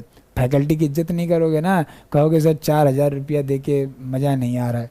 इधर सुनो, अब ध्यान से सुनेंगे, अब देखो, एवरीथिंग एक्सटर्नल टू सिस्टम को क्या बोलते हैं? Surrounding. Everything external to the system is known as surrounding. System के बाहर जितना भी है सब कुछ सराउंडिंग है। कुछ लोगों को लगता है कि कई बुकों में भी मैंने देखा है, लोकल इधर उधर की बुकों में, उसमें क्या लिखा होता है कि the thing which affect the system is known as surrounding. गलत। Everything external system is known as, जैसे ये बिल्डिंग है, राइट, ये जो बिल्डिंग है ये हमारा सिस्टम है, राइट, तो जो बगल वाली बिल्डिंग है, मतलब ये मेरी छत है, ये मेरा घर है, तो मेरा घर अगर मेरा सिस्टम है तो उस सिस्टम के थोड़ी दूर पे एक दूसरा बिल्डिंग है, तो वो बिल्डिंग मेरी बिल्डिंग को अफेक्ट करती रहती है। कैसे, वो तुमको बाद में कभी बताएंगे, घर पे मैं रिकॉर्डेड में नहीं बता सकते, नहीं मान लो कभी वाइफ ने सुनी लिया तो क्या होगा, है, तो इसलिए रहने था, जब अकेले कभी पर्सनल मिलोगे तो बताएंगे। तो क्या होता है कि ये हमारा बिल्डिंग हमारा सिस्टम है, और दो बिल्डिंग छोड़ के एक तीसरी बिल्डिंग है, वो इस बिल्डिंग को अफेक्ट करती है, तो वो क्या है, वो सराउंडिंग है। नहीं नहीं नहीं नहीं नहीं, ये गलत बात है, सराउंडिंग वो नहीं है, वो भी सराउंडिंग है, और जो बुर्ज खलीफा है ना वो भी सराउंडिंग है। मतलब everything external to the system is known as surrounding, everything external to the system is known as surrounding. क्यों ऐसा मैं बोल रहा हूं, क्योंकि सिस्टम प्लस सराउंडिंग को मैं बोलूंगा यूनिवर्स, दुनिया में सब कुछ। यूनिवर्स बोले तो कोई पूछे यूनिवर्स क्या, मतलब सब कुछ यूनिवर्स है, यूनिवर्स के बाहर क्या, कुछ नहीं है, यूनिवर्स के अंदर जो, यूनिवर्स के बाहर कुछ नहीं है, यूनिवर्स से क्या कुछ बाहर जा सकता, कुछ नहीं जा सकता, कुछ अंदर आ सकता, कुछ नहीं होता, पूरा यूनिवर्स है। सिस्टम प्लस सराउंडिंग यूनिवर्स होता है। और the thing which separates the system from the surrounding is called as what, boundary. The thing which separates the system from the surrounding is called as what, boundary, boundary। अब एक बात मैं आपको बता देना चाहता हूं, पूरी थर्मोडायनामिक्स में कितने सिस्टम, दो, पूरी थर्मोडायनामिक्स में कितने सिस्टम, दो, क्या, या तो क्वांटिटी ऑफ मैटर या रीजन इन स्पेस। बाकी सिस्टम के अलावा बाकी सब क्या है, सराउंडिंग। सिस्टम प्लस सराउंडिंग क्या है, यूनिवर्स। सिस्टम को सराउंडिंग से कौन अलग करता है, बाउंड्री। अब मैं एक बहुत इंपॉर्टेंट बात आपको बताने वाला हूं, पूरी थर्मोडायनेमिक्स में सिस्टम और सराउंडिंग के बीच में केवल तीन ही चीजें हो सकती हैं, ध्यान से सुन लो। ये सब नहीं पता होगा, कोई क्वेश्चन नहीं लगेगा। अरे बताओ, तुमको पता है D Q equal to D you plus D W, formula पता है, फार्मूला रट्टा मार लिए। अरे आजकल लोग, मैं देख रहा हूं आजकल लोग शॉर्ट नोट्स ढूंढते हैं, शॉर्ट नोट्स पढ़ के गेट में रैंक लाओगे, हैं सर, वो हैंडबुक दे दो सर, वो शॉर्ट नोट्स वो मिल गए हमको एक लड़के के, उनसे पढ़ ले, शॉर्ट नोट से आएंगे तुम्हारे नंबर। पागल समझ रखे हो आईआईटी वालों को, राइट। ध्यान से सुन लो, पूरा सब्जेक्ट बढ़िया से पढ़ना पड़ेगा। अब d Q equal to D you plus D डब्ल्यू रटे पड़े, कहां लगाओगे, कहां लगाओगे, सिस्टम में लगाना है ना, D Q equal to D you plus D W, तो सिस्टम तो डिफाइंड करना आना चाहिए, ठीक है। और सिस्टम और सराउंडिंग के बीच में क्या हो सकता है, सिस्टम और सराउंडिंग के बीच में सिर्फ तीन चीजें हो सकती हैं, सिस्टम और सराउंडिंग के बीच में सिर्फ तीन। पूरी थर्मोडायनेमिक्स में अगर चौथा इंटरैक्शन मिल जाए तो चौराहे पे खड़ी करके गोली मार देना तुम हमको, समझ में आया, चौराहे पे खड़ा करके टांग देना हमको तुम, समझ में आया। तो मैं क्या बोल रहा हूं, सिर्फ तीन ही ट्रांसफर है, कौन सा, मास ट्रांसफर, हीट ट्रांसफर और वर्क ट्रांसफर। एक मैंने ऐड पढ़ा था, ऐड क्या मतलब, ऐसे फेसबुक पूछा था कि अगर मेरा पढ़ाया हुआ ना आए तो ये कौन से गांधीनगर चौराहे पे मुझे जिंदा जला देना। ये उसका ऐड था, एडवर्टाइजमेंट कर रहा था अपनी कोचिंग का, मैंने देखा था तो वही डायलॉग याद आ गया, ठीक है। तो दुनिया में कितने टाइप के सिस्टम, दो। दुनिया में कितने टाइप के इंटरैक्शन बिटवीन सिस्टम और सराउंडिंग, तीन। समझ में आया, समझ में आया। तीसरा सुनो, अच्छा ये बताओ कि सिस्टम और सराउंडिंग के बीच में किस टाइप का इंटरैक्शन चल रहा है, ये कौन बताएगा। जैसे सिस्टम मान लो हमारी बिल्डिंग है, ये मेरी बिल्डिंग है, राइट, ये मेरी बिल्डिंग है, ठीक है, ये मेरी बिल्डिंग है, मैं छत पे रहता हूं, राइट, ये मेरी बिल्डिंग है, ये मेरा सिस्टम है, राइट। और यहां पे कुछ घर छोड़ के एक और बिल्डिंग है, यहां पे वो रहती है, ठीक है, यहां पे वो रहती है। ये सिस्टम हो गया, ये सराउंडिंग हो गया। अब सिस्टम और सराउंडिंग के बीच में किस टाइप का इंटरैक्शन चल रहा है वो कौन बताएगा। आंटी बताएंगी। कौन बताएगा? आंटी बताएंगी। हर मोहल्ले में एक आंटी रहती हैं, राइट। हर मोहल्ले में एक आंटी रहती है जिनकी नज़र इन सब चीज़ों में बहुत अच्छे से रहती है। ये आंटी तुमको बताएंगी कि भैया इन दोनों के बीच शर्मा जी का लड़का और वो चौधराइन की लड़की, दोनों का चल रहा है कुछ। समझ में आ रहा है? तो ये क्या है? ये है सिस्टम, ये है सराउंडिंग, राइट। और ये चाची कौन है? बाउंड्री चाची। और सबसे खतरनाक कौन? बाउंड्री चाची। तो सबसे पहले किसको पढ़ेंगे? बाउंड्री चाची को। सबसे पहले किसको पढ़ेंगे? क्योंकि बाउंड्री चाची को सब पता है, आंटी को सब पता है कि भैया मास ट्रांसफर चल रहा है। बाउंड्री को सब पता है मास ट्रांसफर चल रहा है, हीट ट्रांसफर जब भी तुमको पता करना हो कि भैया इसके और इसके बीच में क्या चल रहा है, आप किसी के पास मत जाओ, आप सीधे चाची के पास जाओ। चाची को बस जाओ, एक बढ़िया सा पान लेके जाओ, पान खिलाओ, चाची से पूछो कि चाची बताओ क्या चल रहा है। और जब तक हीट नहीं पता चलेगी, वर्क नहीं पता चलेगा, मास नहीं पता चलेगा, तो D Q equal to D you plus D V कैसे लगाओगे? बिना चाची के एक भी सवाल सॉल्व नहीं होगा। बिना चाची के एक भी सवाल सॉल्व नहीं होगा। तो अब हम लोग पढ़ेंगे चाची को, लेकिन ब्रेक के बाद। चाची को पढ़ेंगे ब्रेक के बाद। थक गया बहुत ज़्यादा। एक्चुअली क्या था ना कि अभी मेरा वीकडे क्लास चल रहा था कंटिन्यूअस, और वीकडे क्लासेस चल ही रहा था, इमीडिएटली ये भी लग गया, तो क्या है बिल्कुल रेस्ट नहीं मिला है। तो थोड़ा सा आज आपको एनर्जी में कमी फील हो रही होगी, राइट। एनर्जी में थोड़ा कम फील हो रहा होगा, इसके लिए I am sorry. But next week से आपको एकदम फुल एनर्जी मिलेगी। नेक्स्ट वीक से आपको फुल एनर्जी मिलेगी। मेरी एनर्जी जनरली इतनी कम रहती नहीं है, बट क्या है कंटिन्यूअस क्लास चल रहे थे, और अगर दो बैचों के, मैंने इनको बोला था दो बैचों के बीच में थोड़ा गैप दे देना, लेकिन यार कुछ ऐसा सिस्टम ही नहीं बन पाया तुम लोग का।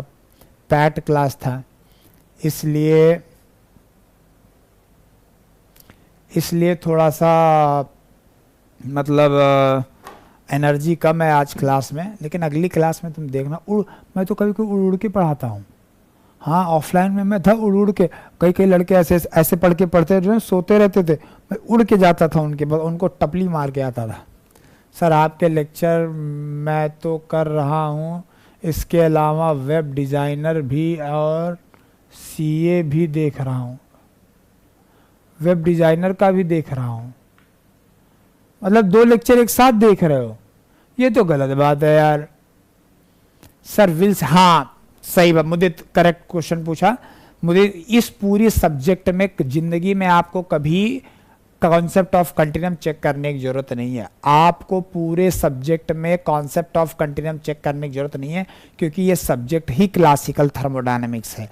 ये सब्जेक्ट ही बाय डिफॉल्ट हमारे हर सिस्टम, राइट, बाय डिफॉल्ट हमारे हर सिस्टम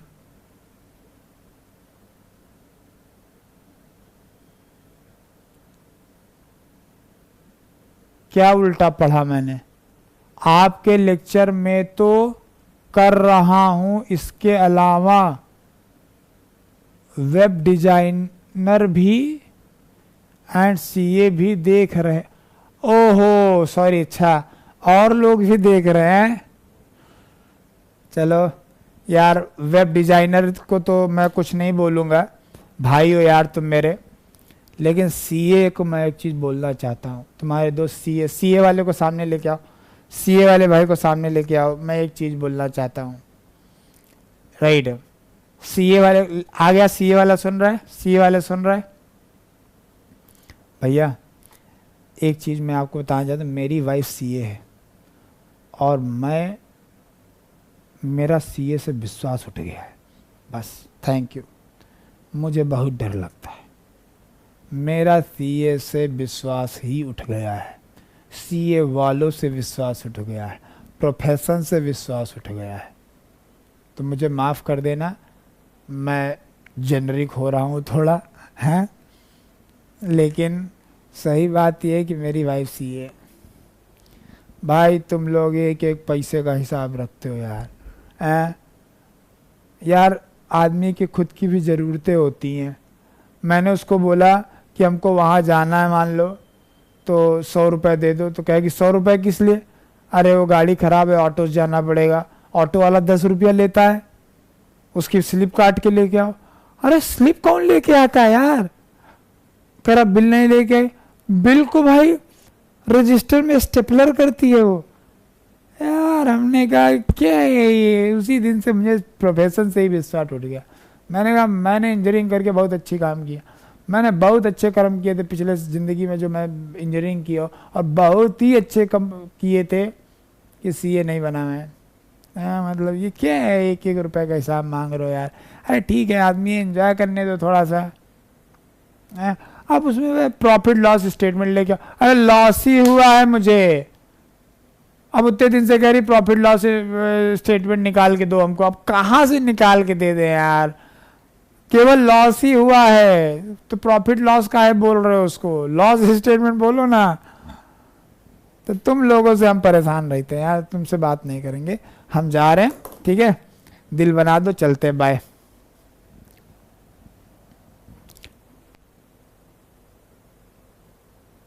वही तो यार, ऑटो वाले कब से दिल देने लग गए, वो देने लग गए, कौन बताए भैया इनको। जब कभी कुछ पानी के बतासे खाने होते हैं ना, तो झूठ बोलता हूँ कि गाड़ी पंचर हो गई थी, 50 रुपये लग गए, तब तो पानी के बतासे खाने को मिलते हैं।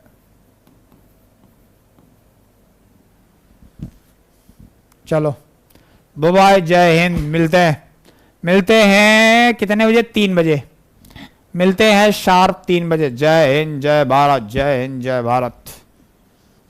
चलो।